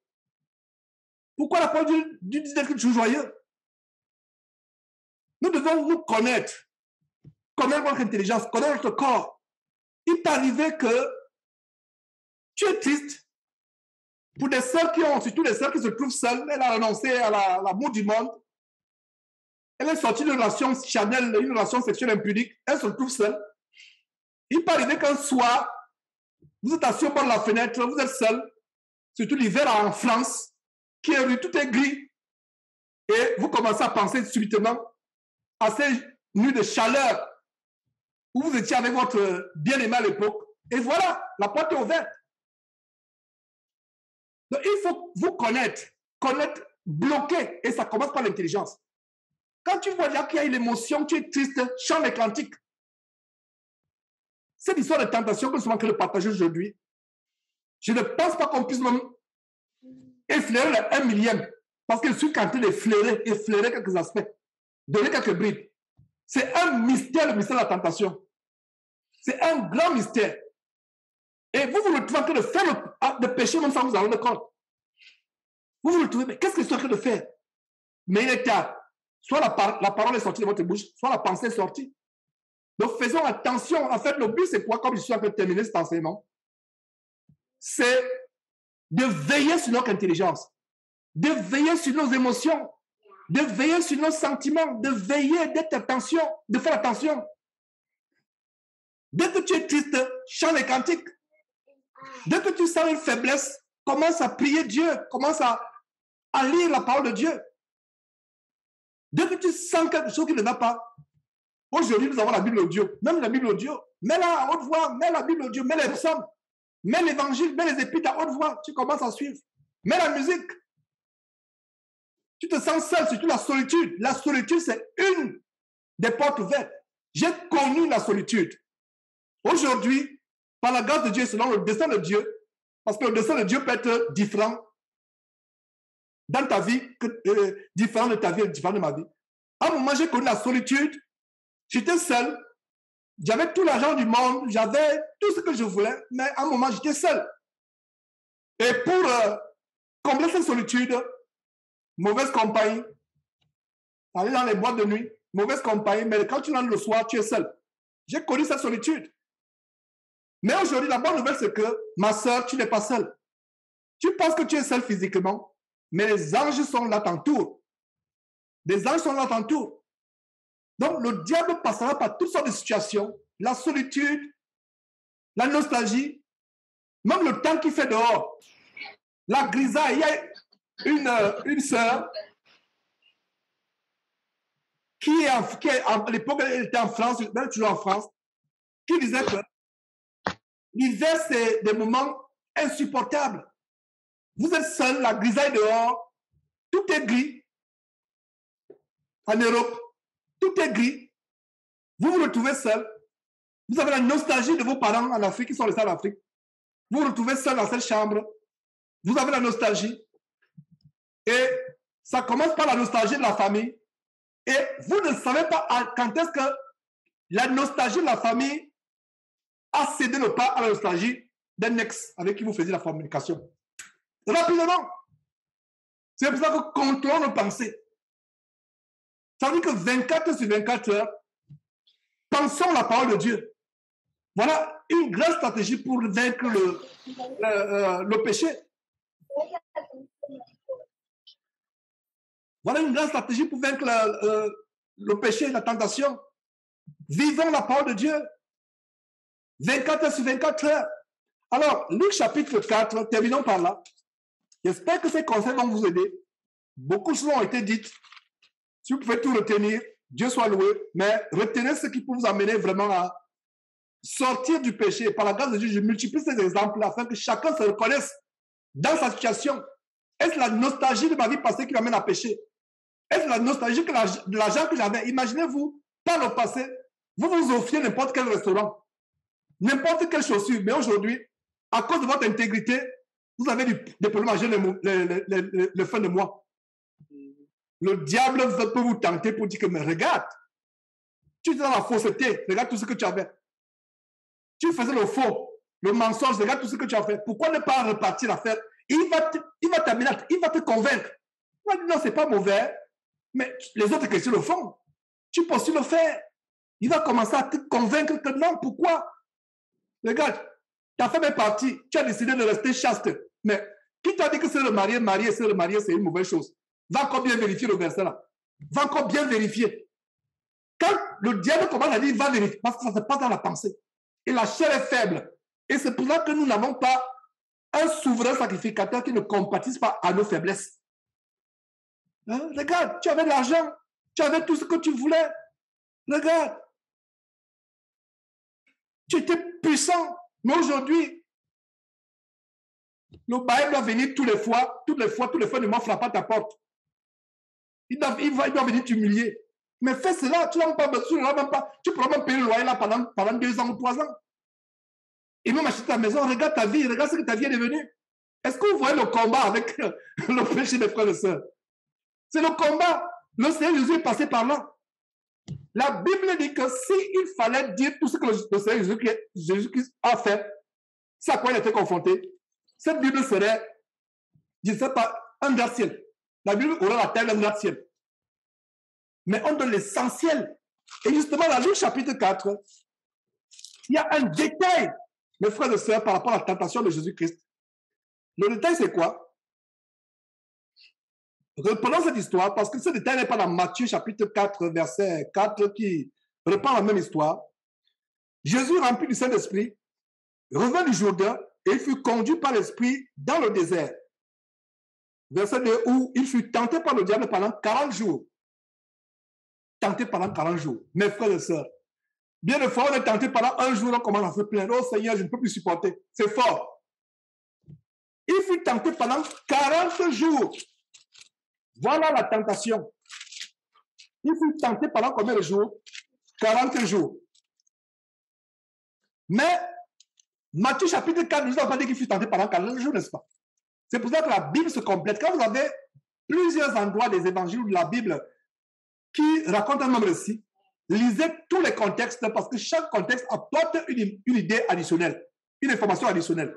Parce qu'ici, il a dit que Satan fut tenté pendant 40 jours, mais dans Luc chapitre 4, mais en Matthieu chapitre 4, le détail de la tentation pendant 40 jours n'est pas donné. Alors, il fut tenté pendant 40 jours, il ne mangea rien pendant ces jours-là, et après qu'il fut écoulé, il eut faim. 40 jours de tentation. Quel genre de tentation le Seigneur Jésus a pu avoir pendant ces 40 jours? Parce que le diable faisait tout pour détruire l'œuvre de salut de l'humanité. J'imagine. Dieu n'a pas voulu qu'on sache les détails, mais je vous assure que c'était une tentation dans tous les détails comme vous et moi. Tous les détails de la vie d'un homme. Sur le plan libidinal, sexuel, alimentaire, les plaisirs des yeux. Il fut tenté en toutes choses, dit la Bible. Donc voilà le détail qu'il fut tenté 40 jours. Et ce n'est pas la seule fois où il fut tenté. Mais ici, nous avons 40 jours de manière consécutive. Pam, pam, pam, pam. 40 jours. 40 jours. Il attaque. Son intelligence est attaquée. Même la veille de sa crucifixion, qu'est-ce qu'il dit? Veillez et priez pour que vous ne tombez pas dans la tentation. Veillez et priez. Et qu'est-ce qui s'est passé? On voit Pierre qui tombe dans la tentation. Pourtant, il a dit, Seigneur, je ne te renierai jamais. Le Seigneur Jésus a dit, Pierre, tu ne sais pas de quoi tu parles, tu vas me renier. Avant que le coq ne chante 3 fois, tu vas me renier. Avant que le coq ne chante, tu vas me renier 3 fois. Voilà. La tentation. Alors, Il lui sort. Et verset 3, le diable lui dit, si tu es fils de Dieu, ordonne à cette pierre qu'elle devienne du pain. Et Jésus réplique avec la parole de Dieu. C'est ce que nous devons faire. Nous devons répliquer avec la parole de Dieu. Jésus lui répondit, il est écrit, l'homme ne vivra pas de pain seulement. Le diable l'ayant élevé, nous sommes au verset 5, le diable l'ayant élevé, lui montra, il y a un micro qui est ouvert, voilà, merci. Le diable l'ayant élevé, nous sommes en Luc chapitre 4, verset 5, le diable l'ayant élevé, lui montra à un instant tout le long de la terre. Voilà là où je voulais nous amener. Lui montra. Ça peut être visuel, ça peut être dans la pensée. Il nous montre. Il te montre les choses de la terre. La gloire de ce royaume. Car elle m'a été donnée et je donne à qui je veux. Je vais enseigner en profondeur sur ce passage. Mais pour les raisons de temps, je me limite à vous montrer ce détail, à savoir que le diable lui montra. Donc, quand tu te mets à te rappeler ton passé, bien de fois tu penses que c'est par hasard. Ce n'est pas par hasard. C'est un combat qui commence à te montrer ton passé. Comment tu as été? Tout allait bien. Tu avais plus de paix, mais une paix illusoire. La souffrance en Christ, le manque de moyens financiers, le manque de travail, le manque de mari, le manque d'une femme, le manque d'enfants, tout cela, ça peut faire mal dans la chair, mais ça procure une joie que le monde ne peut pas expérimenter. Et quand le diable vient tenter, qu'est-ce qu'il va faire? Il va commencer à montrer ta vie. Il montre ta vie et il te montre aussi les choses du monde. Regarde comment ta vie est devenue. Regarde ce que tes collègues sont devenus. Regarde ce que ta cousine est devenue au Cameroun. Toi, tu es là au Canada. Tu dis que tu ne veux plus rien faire, tu ne veux plus faire des projets, acheter les terrains. Regarde tout ce que tes cousins sont en train de faire ici au Cameroun. Je vous assure que mes frères et sœurs, surtout pour nous qui sommes des familles africaines, c'est la première chose qu'on va te dire. Regarde, seulement Dieu, Dieu a 24 heures. Dieu, tu fais quoi? Regarde ta vie. Tu as que de vieillir là, pas d'homme dans ta vie, pas d'enfant. Mais tu parles de Dieu 24 heures sur 24 heures. Vous pensez que c'est la sœur, ou c'est la mère, ou c'est le père, ou c'est l'ami, ou c'est le collègue qui parle? Non, c'est le diable qui est derrière. Est-ce que vous avez compris? Si vous avez compris, je vous assure que vous êtes équipés pour résister. Pourquoi Jésus pouvait dire à Pierre, arrière de moi Satan? Je ne comprenais pas cela, aujourd'hui je comprends. Parce que Pierre parlait, n'est-ce pas? Mais quel est l'esprit qui était derrière Pierre? C'est l'esprit de Satan. Donc à partir d'aujourd'hui, je ne dis pas qu'à partir d'aujourd'hui, commencez à dire à votre mère, papa, arrière de moi Satan. Maman, arrière, non. Et il y a un langage courtois vis-à-vis du papa. Et il y a un langage courtois vis-à-vis de la maman. Je n'ai jamais dit, moi, je vais à ma maman, maman, arrière de moi. Alors que ma maman, un jour, quand elle a appris surtout que j'avais tout oublié, il y a un moment, je ne travaillais plus. Pendant 3 ans, elle s'est mise à pleurer. Elle me dit, mon fils Georges, est-ce pour cela que tu es parti aux États-Unis? Un pays d'abondance, un pays où tout est possible. Regarde ce que les autres font. Regarde tout ce que les autres accomplissent. Mon fils. Et à l'époque, c'était sur Skype. Et on se voyait. Elle s'est mise à pleurer. Mes frères, vous avez eu une mère comme la mienne. Elle ne vit plus aujourd'hui. Mais tous les frères qui sont là vont être d'accord avec moi que quand ta mère pleure devant toi, ça te brise le cœur. Elle s'est mise à pleurer et ce qui la caractérisait, c'est cette voix douce. Elle n'avait pas une voix haut perchée. Elle n'avait pas une voix agressive. Elle avait toujours une voix monotone, douce. Mais dans la douceur, notre mère te brisait les os. Notre mère te brisait les os avec la voix douce qu'elle avait. Une voix douce. Elle me dit, mon fils, j'apprends que tu as tout laissé tomber. J'apprends que maintenant, prêcher l'évangile 24 heures sur 24 heures. Qui va me nourrir? Qui va me donner à manger, mon fils? Je vous assure que c'était fort ce jour-là. C'était fort, je l'écoutais. Je dis, ouais, maman, je t'écoute. Continue à parler. Elle parle. Après, je dis, maman, écoute, ce n'est pas moi qui ai... Je ne lui ai pas dit, allez, de moi, Satan. Non. Ne parlez pas de manière injurieuse à vos parents. Même un aîné, comme ma grande sœur Louise qui est au Cameroun, je ne vais pas lui parler n'importe comment. Ayons du respect à nos grands frères, à nos grandes sœurs, à nos grandes sœurs. Ayons du respect vis-à-vis de nos parents. Ce n'est pas parce que Jésus a dit, allez de moi, Satan, à Pierre que tu vas commencer à dire, allez de moi, à tes parents. Il faut avoir du respect. Mais ce jour-là, j'ai compris que c'est ma mère qui, ça veut dire que c'est ma mère qui parlait, mais c'est Satan, parce que je sentais comment ça me brisait le cœur. Une maman qui pleure. Et tu sais comment elle s'est sacrifiée pour toi. Tu sais comment elle s'est sacrifiée pour toi. Elle te brise le cœur, elle dit, mon fils qui va m'enterrer, qui va me donner à manger dans mes vieux jours. Donc c'est ce que tu fais aux États-Unis, prêcher l'évangile. Je l'écoutais. Je n'ai pas dit arrière de moi Satan. Même dans le cœur, je ne l'ai pas dit. Je l'écoutais, mais je savais que non, à ce niveau, c'est fort. Et si le ministère de Jésus qui ne pas fini ce jour-là, c'est que ça ne va plus finir. Je ne vous ai jamais parlé de ça. De manière, peut-être je vous ai dit ça en passant, mais aujourd'hui, je vous dis que si le ministère de Jésus qui devait finir ce jour-là, c'est ce jour-là que ça devait finir. J'étais affligé. Même après la conversation, je me rappelle peut-être qu'en fait, on avait vu cela. Je me rappelle parce qu'elle avait demandé pourquoi j'étais abattu, écrasé.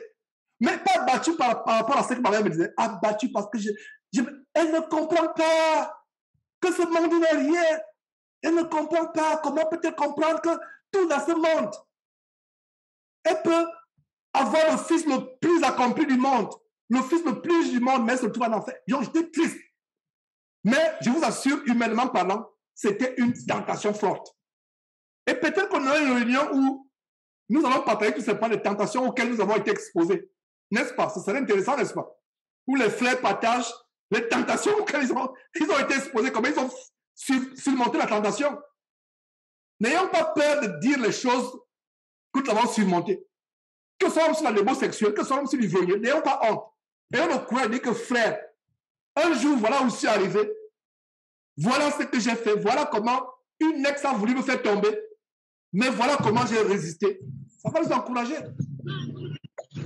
Parce que nous connaissons beaucoup la parole de Dieu. Nous la connaissons, nous la récitons. Une chose est de connaître la parole de Dieu. Une chose est de l'appliquer. Nous connaissons ces versets. Nous les connaissons, tous ces versets. Nous les connaissons. Mais à un moment, connaissons-les en les mettant en pratique. Je ne sais pas s'il y a quelque chose à ajouter encore, mes frères. Sinon, voilà ce que je voulais partager avec vous. Que Dieu vous bénisse. Et à partir de dimanche prochain, plaise à Dieu, nous aurons une section à la fin. Donc, après la fin de la réunion, il y a une section où ceux qui ont des questions pourront rester. Vous pouvez tous rester, c'est bon. Tout le monde va dire, la partie de la semaine prochaine, va dire que dès que l'enseignement finit, on a une session questions-réponses. Et par rapport à cette session questions-réponses, c'est quoi? Si vous êtes dans une église de maison, ne venez pas poser cette question, ne venez pas poser la question à votre berger si vous êtes... En fait, cette session questions-réponses, c'est pour des gens qui se retrouvent seuls sans berger, sans église de maison. C'est pour des femmes qui se retrouvent seules sans église de maison et qui ne sont pas mariées à des chrétiens matures. Ça veut dire quoi? Ça veut dire que ma soeur, si tu n'as pas une église de maison et du moins tu as un mari qui peut te connaître les Écritures, pose la question à ton mari à la maison. Donc cette séance sera pour des frères qui se retrouvent seuls, qui n'ont pas des églises de maison, qui ont des questions, peut-être qu'il y a quelque chose qui les préoccupe. Ça sera aussi pour des femmes qui sont seules, célibataires ou veuves ou divorcées, qui se retrouvent seules, qui n'ont pas de mari, à qui poser des questions. Ce sera aussi pour les femmes qui sont mariées mais qui n'ont pas de mari, soit chrétiens, soit affermés, pour pouvoir répondre à ces questions. Donc, c'était un plaisir de partager ces choses et je pense que le lien que vous avez, c'est le lien de toutes les réunions. J'ai programmé ces réunions sur 1 an. Si Dieu nous la force et le souffle de vie et l'énergie et le temps, parce que tout vient de Dieu. Donc, le lien que vous avez, c'est le lien pour tous les dimanches. Et nous, chrétiens, ne faisons pas les institutions. Mais j'aimerais que ces réunions soient des réunions où nous pouvons recevoir la parole de Dieu et être enseignés prier ensemble, chanter quelques cantiques ensemble, comme nous l'avons fait au début, être encouragé. Et ma prière, c'est que nous ne demeurions pas les mêmes personnes, que nous serons changés, que nous serons transformés. Ça, c'est ma prière, que nous ne demeurions pas les mêmes personnes, que nous serons changés, nous serons transformés. Et qu'est-ce que je voulais dire, frères et sœurs, en conclusion encore, avant qu'on ne termine par un mot de prière. Voilà, donc gardez ce lien. Sauvegardez ce lien, mais en tout cas, je vais souvent rappeler ce lien quelques jours avant dimanche. Par exemple, jeudi, vendredi, je peux rappeler le lien, mais gardez déjà ce lien pour les réunions, de partager la parole de Dieu.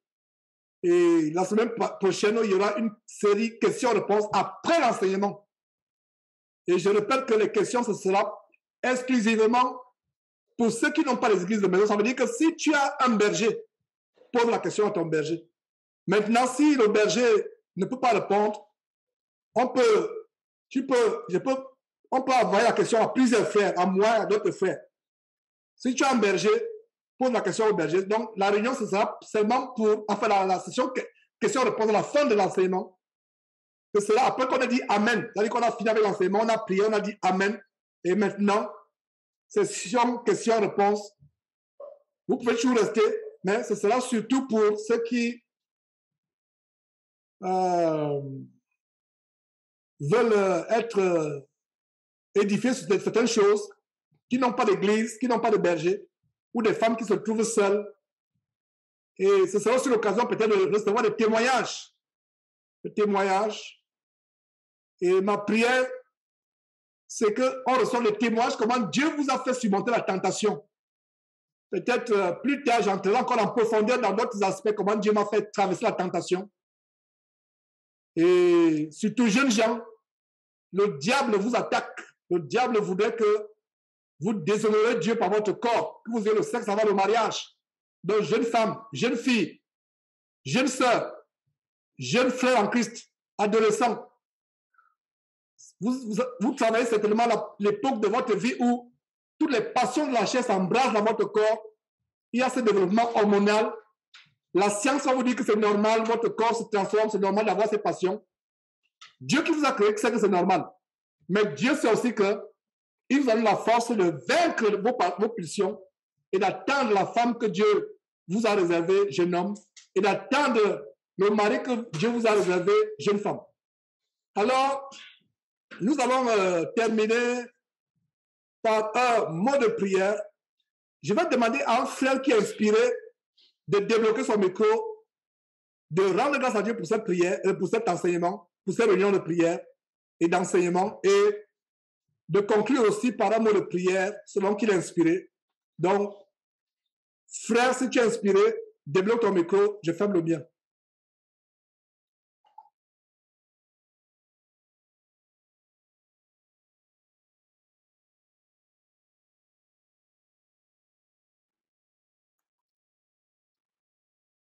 Amen, amen, gloire à Dieu. Et rendons grâce à Dieu pour ce moment d'édification et que Dieu continue de nous remplir.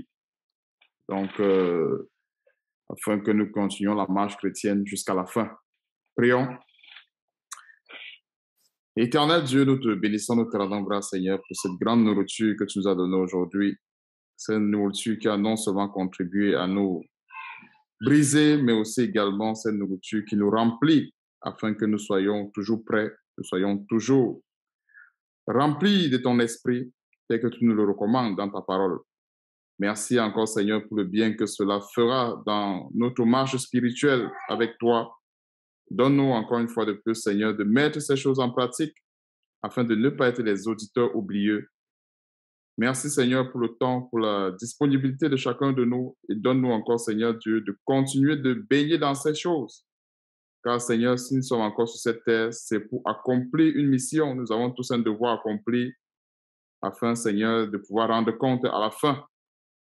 Sois béni, sois glorifié pour toutes choses, Père éternel. Et surtout, c'est dans le nom puissant de notre Seigneur et Sauveur Jésus-Christ que nous t'avons ainsi prié. Amen. Amen. Amen. Amen. Donc, frère, plaise à Dieu. Amen, amen, amen. Amen.